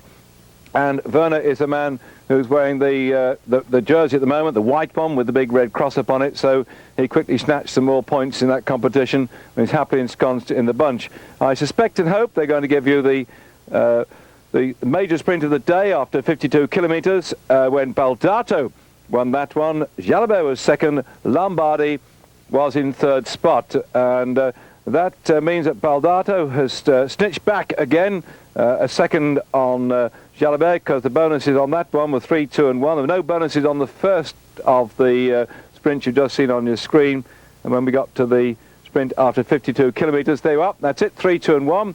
So Baldato beginning to snipe away at the advantage. That big sprint yesterday, I was trying to identify where the hell Baldato was, because they were spread all over the place. The camera kept going right and left and right again. Well, Baldato, in fact, was sat right in the midst of the big field coming in, or reasonably sized field. He finished in 14th spot yesterday, didn't get any bonuses, nor did Jalabert. Jalabert finishing 5th in the gallop on the line. We saw him on the left-hand side.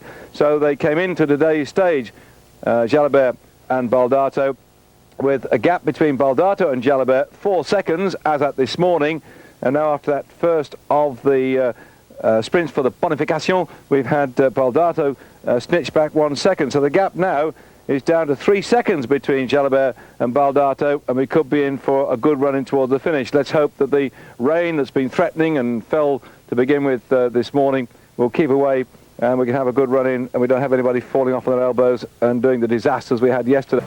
You have to admire these, both the sprinters and their lead-out men. There's blokes in the front of this one. They know about the crash yesterday. Some of them were involved in that crash. They're on similar conditions today, and they're determined still to ride, and they know what can happen if somebody just flicks a back wheel, like we saw, like poor old Risotto, a couple of days ago, who thought he won the first stage of the race in the Valencia and was relegated to fourth, and then the next day goes and crashes out the race in a big bad way. If you're going to be involved in a sprint, you just know that you're likely to have a problem, and so they grit the teeth, they get stuck in, they don't think anything of the danger. You can't have that in your mind at all. If you worry about the crashes, you just have no chance in the sprint. So here, the Gavis team on the front, who are way off on team classification, have got to look for a victory today. Minali, who had the victory on stage 2, will be now safely ensconced at the front of the field, neatly cocooned by his Gavis team, and let's hope that they all stay upright, and it's going to be a sprint for the finish between people like Minali, Lombardi,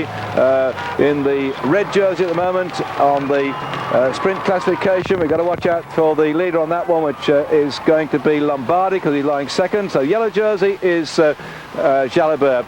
The red jersey is on the shoulders of Lombardi. And I'm sorry about the picture at the moment. Another man looking for stage victory. He's been there or thereabouts right the way through. Has got to be Baldato. And thank goodness on the run-in towards the finish, we've got a nice clean shot on our cameras. The rain is abating, and they should have a nice run through. And as I say that, we go back to the main race. It looks like Chandri doing yet again his lone ride off the front. Max has been doing this before. He tries to go for a long one. Maximilian Chandri for the Motorola team. He's leaving the team at the end of this year. And right now he still wants to get something to go with his second place he got in the Leeds Classic, where he was very much outgunned on the finishing sprint. And now here they come in 1 kilometer to go.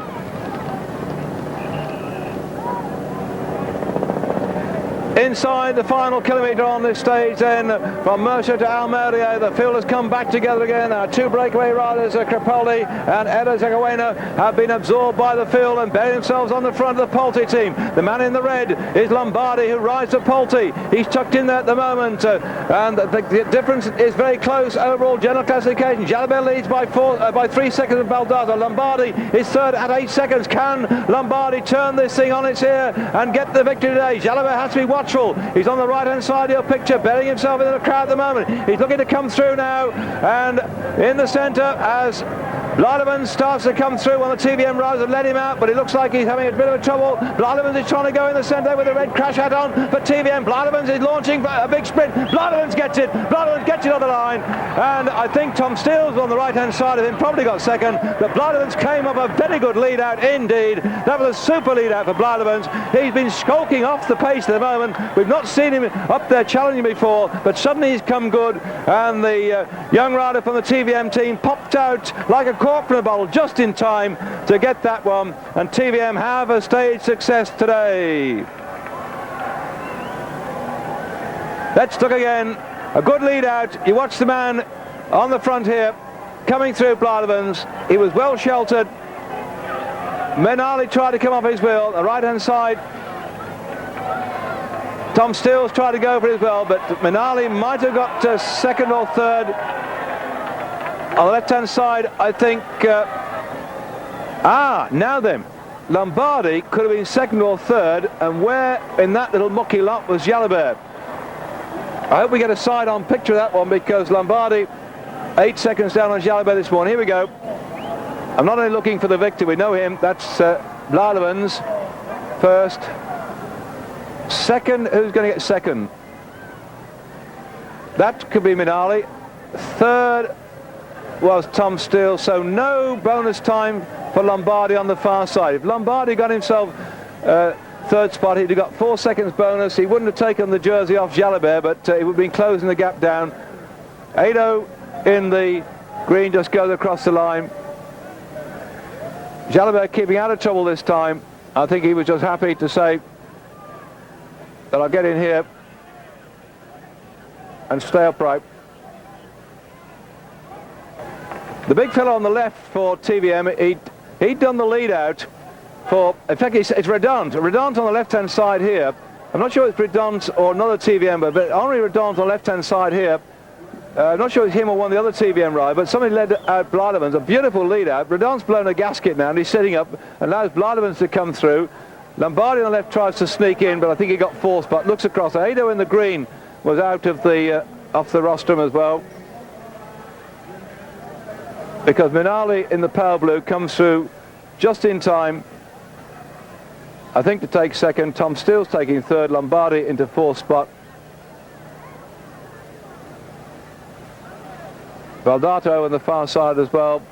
So most of the top sprinters managed to get themselves through there, but young Blademans came through like a little rocket, didn't he? Nali, Steeles, Lombardi. Could be Conti in there with Ado. And on the far side was certainly Redon.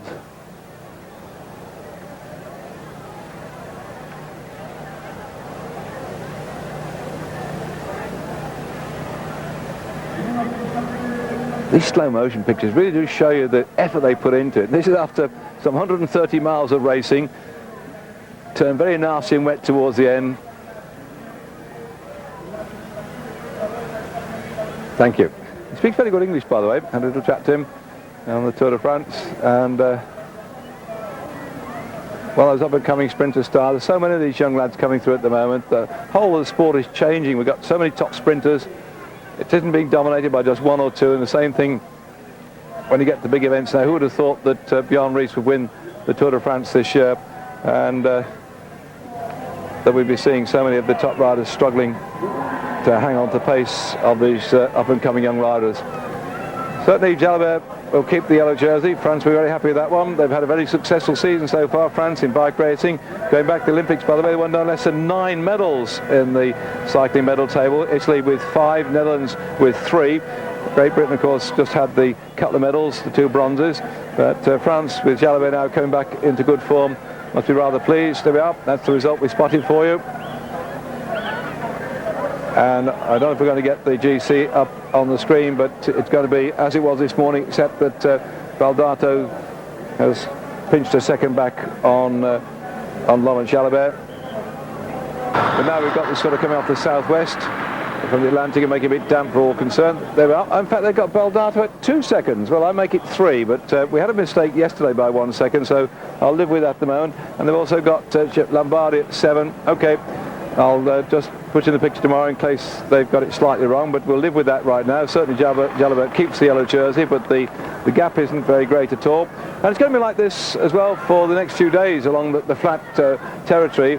And somehow I think that Messrs Baldato, Lombardi, Werner, Weizmann are all hovering around about Jalabert. Have not got to leave it to the final sprint, but got to try and work to see if they can break the elastic just like the Once team did and get away down the road, or somebody a bit further down on general classification, just to cause a few problems, because waiting for the sprints as we're getting now means that Mr Jalabert with the Once team can usually scoop everything up and then leave it to the sprinter specialists, who are closing the gap bit by bit on Jalabert. But then again, many of these chaps you're looking at now can't climb to save their souls. So whilst Blademans here gets this stage, when we get up into the Pyrenees, he'll be grovelling like the rest of the big men.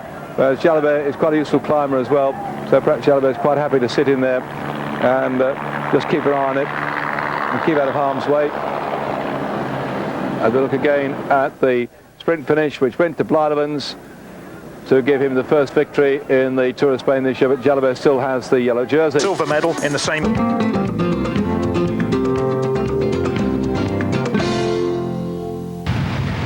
Good afternoon to you, and sorry for the slight delay, those who are watching live on Eurosport on this Thursday afternoon.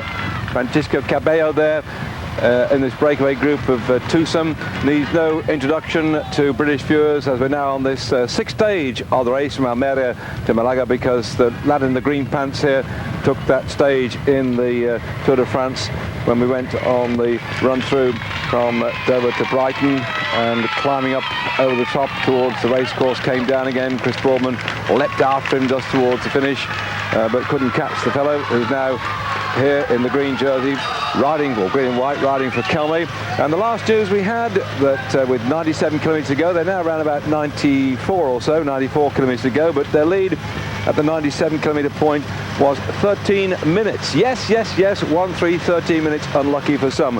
And we are on the 12th of September, tomorrow the 13th of September, which is a Friday the 13th. So let's see who's riding with number 13 on his back, the AKI GPM rider, Stefano Faustini. Sorry, no, it's Cicierio. Well, he's already fallen off once this race, so I suppose he better watch it tomorrow because he has number 13 and tomorrow is Friday the 13th. Well, these two have 13 minutes lead. Oh, unlucky for some, lucky for others. And, well, with probably now, it was coming down 12:21, not surprising, with about 94 Ks to go now. So will they stay out there? We've seen lone breaks in the past, swallowed up in the final few kilometres.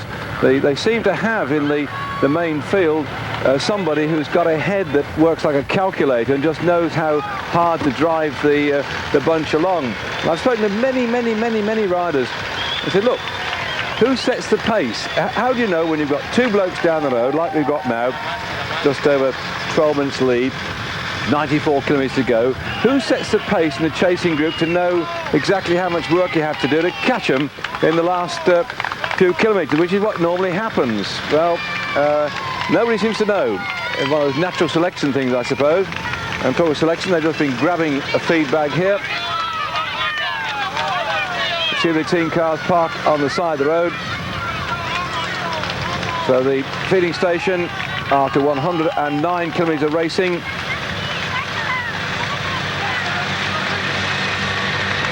if you've not watched bike racing before on Eurosport, then this is the bit where the riders get the sustenance for the rest of the stage. See him digging his little musette here.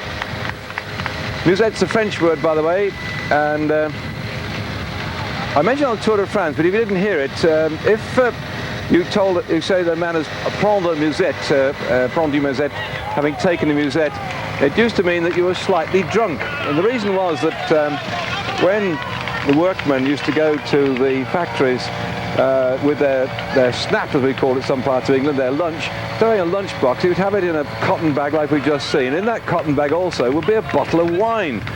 So at lunchtime they would have their lunch and quaff this bottle of wine, which would usually have some rather terrific effects upon their stability, I suppose. But if you got a bit drunk then from drinking the bottle of wine, it became a term which says if you take a musette, prendre musette, you've had too much to drink.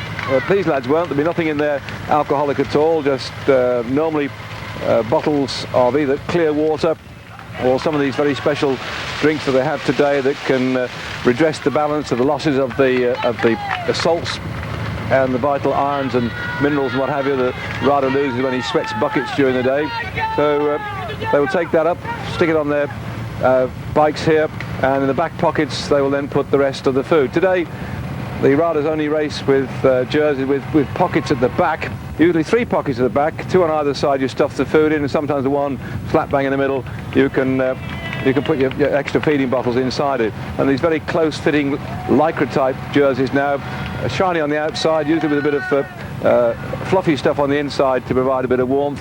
They're very much more close-fitting than the old woolen jerseys that were used many years ago, because if you stuffed your back pocket full of too much food and put too many bottles in and it poured with rain, you had a woolen jersey on and the damn thing stretched and you sat back on the saddle having done a bit what we call honking, leaping out the saddle. The next thing you sit on your food, but it doesn't happen today. Looking back at the main group, about 12 minutes back on our 2 leaders. They don't seem to be too concerned. The Yellow Perils, the Once team here, hovering near the front.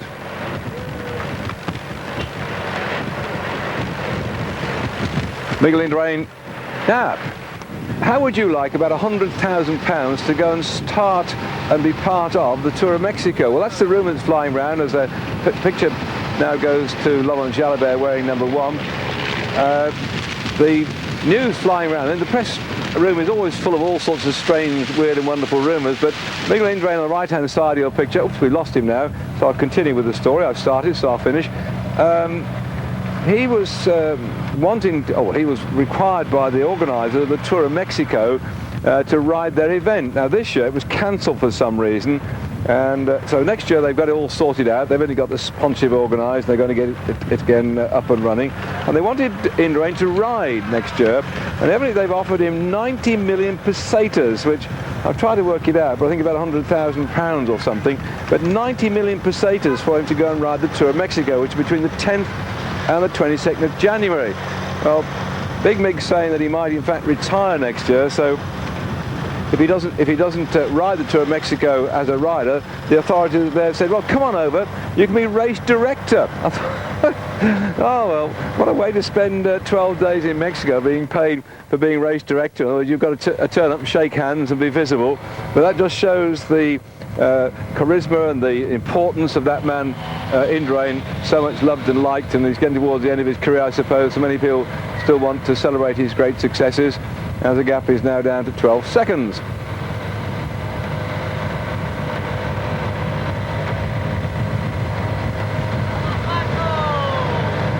Francisco Cabello, I mentioned that he was the rider that took that stage in the Tour de France in 1994 from Dover to Brighton. He had a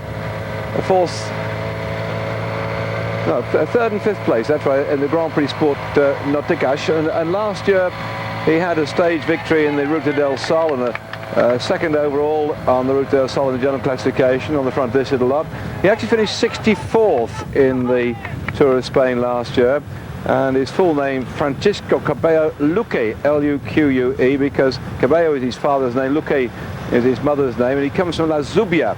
And I looked it up on the book. He also, and this I find interesting, he was born on the 20th of May 1969, so excuse me if I have a leaning towards Mr. Cabello, because I was also born on the 20th of May, but not in 1969. Not 69, not in your Nelly. So 20th of May 1969, Mr. Cabello there, and looking for a stage victory today. He clopped off the same way on that stage into Brighton, the Brighton-Dover stage. He just nipped off. Nobody expected him to go. Nobody was too bothered about catching him back, and he got the stage victory, which was much to everybody else's surprise. So good luck to the lad today, going there with Di Lorenzo of the Cantina Tolo team.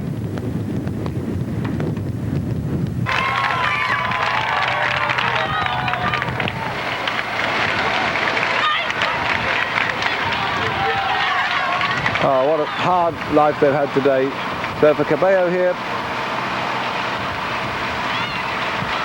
coming through, he was 64th last year in the Tour of Spain. He had a couple of victories in the Grand Prix Sport Nauticas last year, when he won stage 3 and stage 5. Won a stage also in the Ruta del Sol. But now it looks like they might be swallowed up by the fast-moving bunch. The crowd waiting anxiously to see them come through and to see their grand champion Indurain. It's good to see him riding in the Vuelta this year. And I'm interested to see what he does in the time trial. There's going to be a mass of people out to watch that one when we get it to stage 10.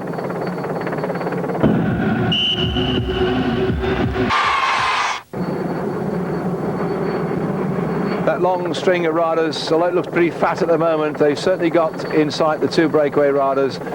The gap's coming down all the time, less than a minute now, and there are the AGF people showing the sign back to the crowd. I haven't actually found out what happened to the AGF fellows that crashed on the motorbikes the other day. You may see that they went into the gutter and were lying there a bit inert, and I haven't found out whether they were badly hurt or not, but they do a tremendous job showing the information to the riders and also providing the links backwards and forwards to the lead car, which broadcasts the information to the public along the way.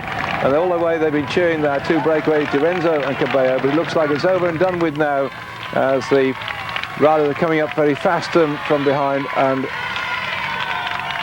Di Lorenzo trying to get some little more power into his legs, hoping against hope that the bunch will sit up, but somehow I think they've got bigger fish to fry than allowing this chap to get away here.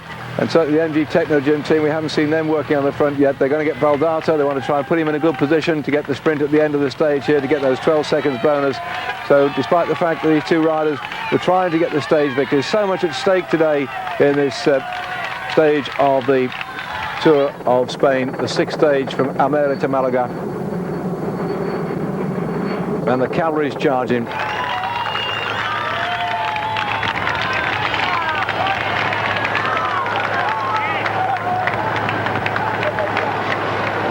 just been a meeting of minds here that Mapei, together with MG Techno Gym and the Gewiss team, have decided they've got to work together to pull back the breakaways, and that's just what they're about to do.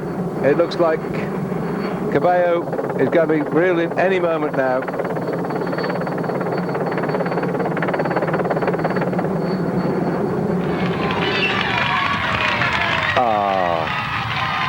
What a great shame for Cabello. He tried so hard to get away, and now he's just been swept up by this bunch. I'm sure when he gets towards the back here, one of his teammates will come along and pat him on the back and console him, and when he gets to the hotel tonight, Alvaro Pino, the team director, I'm sure will have a word with him. He tried so hard, but it just didn't work, and now Lorenzo has decided to go off on his own. Fortunately, running on down in towards Malaga, it's flattish all the way. There's nothing really to cause any major problems. Sitting quite low in the saddle, this big fella. As they've last year 7 victories as an amateur, now turned into the pro ranks and searching to get one of the biggest ones of his career, which would be to get a stage here, but I don't think that bunch behind is going to let him get away with it.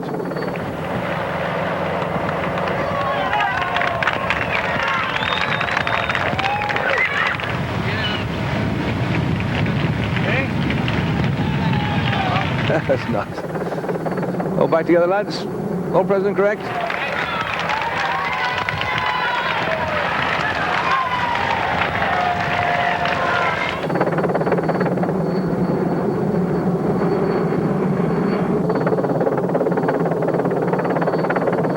The speed at which they're going now on this very flat road, I can't see that if they do swallow up this Lorenzo, which by all accounts they ought to do the way they're going along here.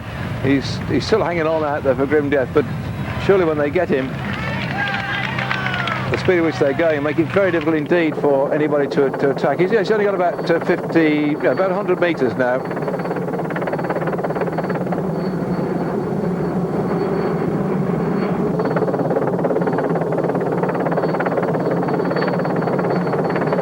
They're going to swing all the way around. Watch this.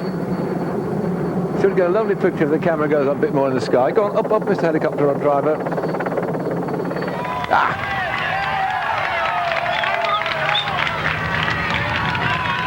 There it is.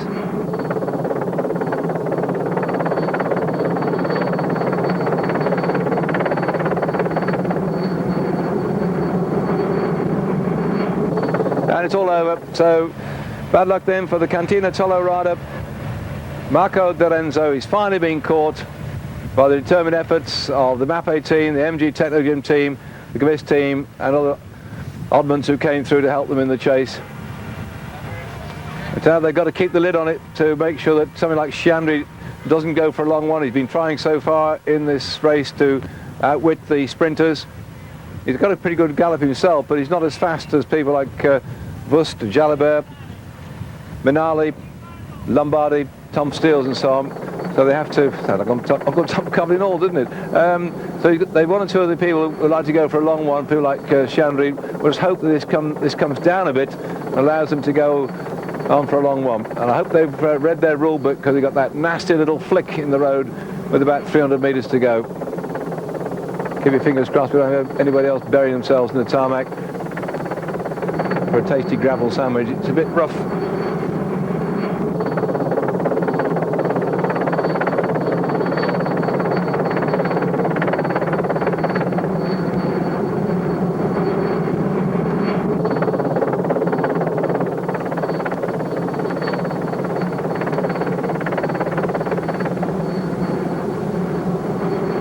Somebody's just peeled off the front and slowing down. I think he might have punctured. Not the time to have a problem like that. If he's one of the top riders, then one of his teammates will quickly give him a wheel to get him back in the bunch, because by the time he's gone back into the main pack of cars behind and then got the spare and then found your way through, it's going to be a fair old fight to stay with this little group. They're turning off the main road, the auto route, and coming down onto the little road running in towards Malaga now. Well, I say little, it's still a fairly good one. but away from the main traffic.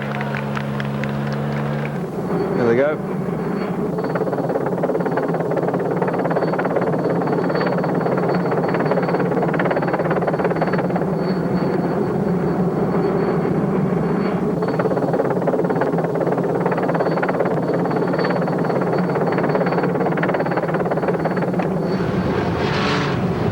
This is going to be very difficult running into this headwind at this sort of speed. There were one or two tired legs at the back, and had to be very careful not to break up the field on the run in. They've just got to pace themselves exactly right, fast enough to stop anybody charging off, but not too fast to split the field wide open. Skriniar Bluestorm interfering with things now. There's a few choice words flying about here at the moment.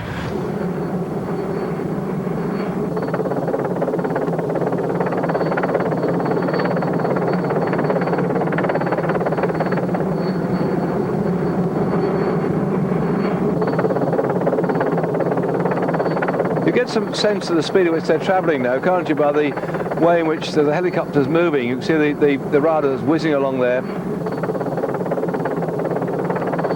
And they started today on this stage around about 12 o'clock, so we've had 5.5 hours of some pretty horrible weather in terms of a strong headwind, and now they really have put the hammer down. And a lot of people write to me who don't know much about cycle racing. They marvel at the sight of these riders all wedged together, thundering along here at speeds now well in excess of 25 miles an hour, and they do it day in, day out, day in, day out.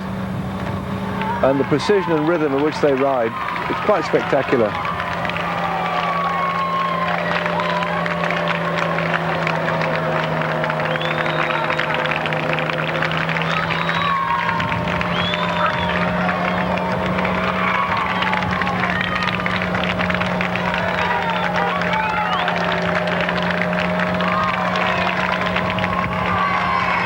Many of these riders you see on the front, the domestics we call them, to the rest of the riders, they like leading out here for Baldato, the MG Techno Gym. In their time, like we saw with Di Renzo, who had 7 victories as an amateur, they've all come through having won lots and lots of races in their career. I mean, the chap who got the stage victory, Conte, on the first day, Skriniar Bluestorm, he had over 40 victories as an amateur before he turned to the pro ranks, and in the end many of them just become domestiques.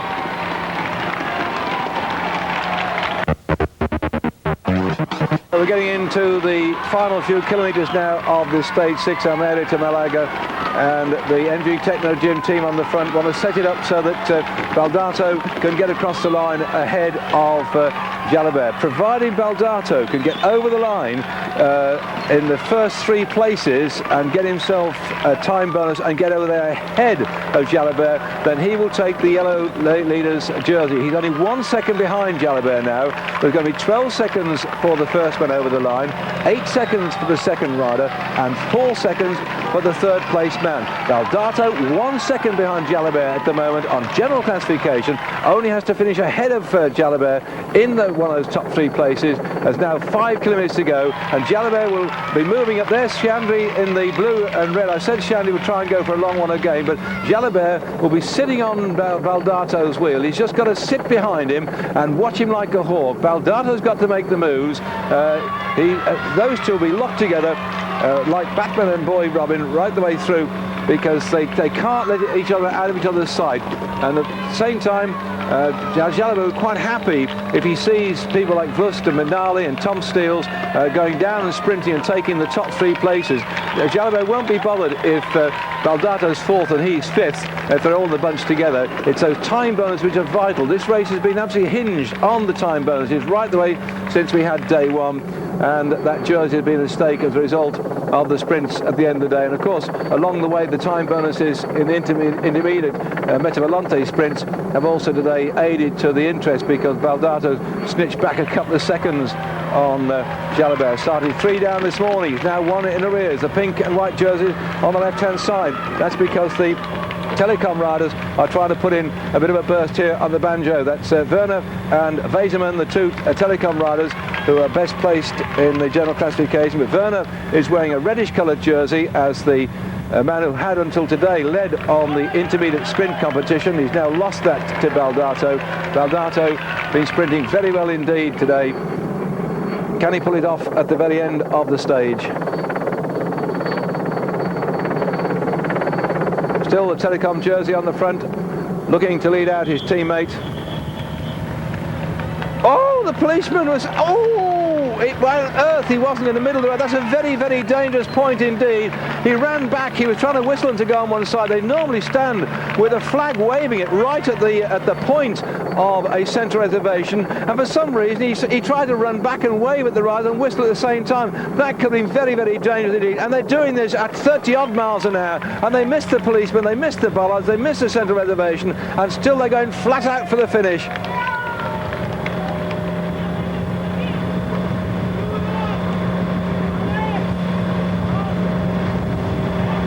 Yellow jerseys taking over on the front here, but it's not the Once team setting it up for Jalabert, and it's looked like it's splitting a bit as a result of that jumping around. And I'm looking down there to see about where Baldato is. And those who watched the Tour of Flanders early on this year may remember that when Bartoli nipped away and got the success, it was Baldato that won the sprint, beating people like Mazzeo in the process. He's got a good turn of speed, Baldato, best known mainly as a single-day rider, but he's been in his element here in the Tour of Spain. And there, the red jersey, looking back down that little group of riders.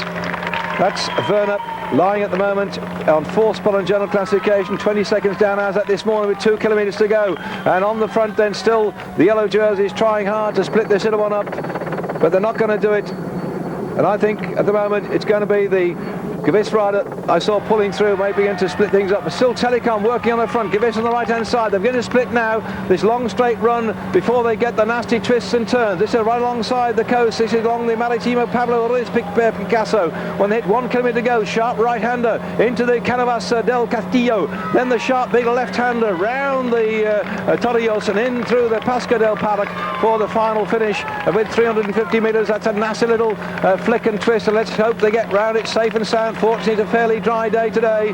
Baldato, I can see him hovering back about 5th from the front. Jalabert can't be far behind him. Let's look down again at the Telecom riders really got on the front here. Scrigno Blue Storm in the orange on the left hand side, start to come through too. 1 kilometre to go. They just coming up towards the sharp right hander. Round it goes and then in towards the big island, and they're going to come round then to the left. You've got to be in that top 15 riders to be in with a shout for the sprint today. It twists and turns, and still on the front then the yellow jersey bearing himself, but the Scrigno Blue Storm coming through on the left hand side. TVM being set up again for Blylemans, who's incomfortable behind that big figure. There must be something like Redon trying to come through with him, but the men of the top sprinters are still round about 5th or 6th off the front. They haven't made their move yet. This is the nasty right hander I told you about. Baldato looks good, round about 5th from the front. Where is Jalabert though? Jalabert can't allow Baldato to get in the top 3 places without challenging for it himself. And so as they unleash the sprint now with some 300 minutes to go, still the pale blue, yellow jersey on the front. And it looks like Jalabert's trying to go off the front of this one. Jalabert's trying to get it on the sprint. No, it isn't. Jalabert, yes, it is. It is Jalabert. Where is Baldato? Baldato's in the middle of this. Baldato hasn't got a chance at the moment. Baldato's coming through. Baldato's come out just at the right time. Baldato's got it out of the jersey. What a precise sprint. I thought he'd got boxed. I thought he missed it. Baldato gets it out. All the MG Technogen team are over the moon because Baldato has got the yellow jersey after another hard day's work in the sprints, and he rocketed through there. I thought he was cooked. He was sitting well back and he knew what he had to do. The gap opened up and wow, through he went.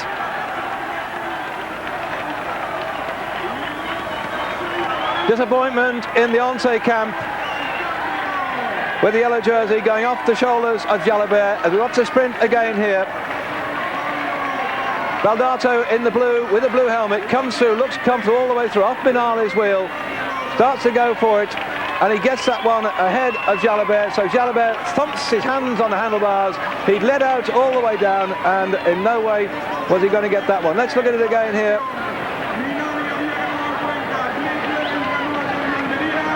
Right to the line. In fact, it wasn't Jalabert on the far side. I don't watch that yellow jersey. That is Baldato, the one I was looking for. Then Binali.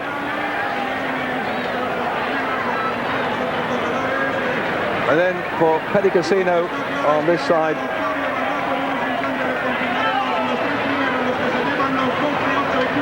oh, what a ride.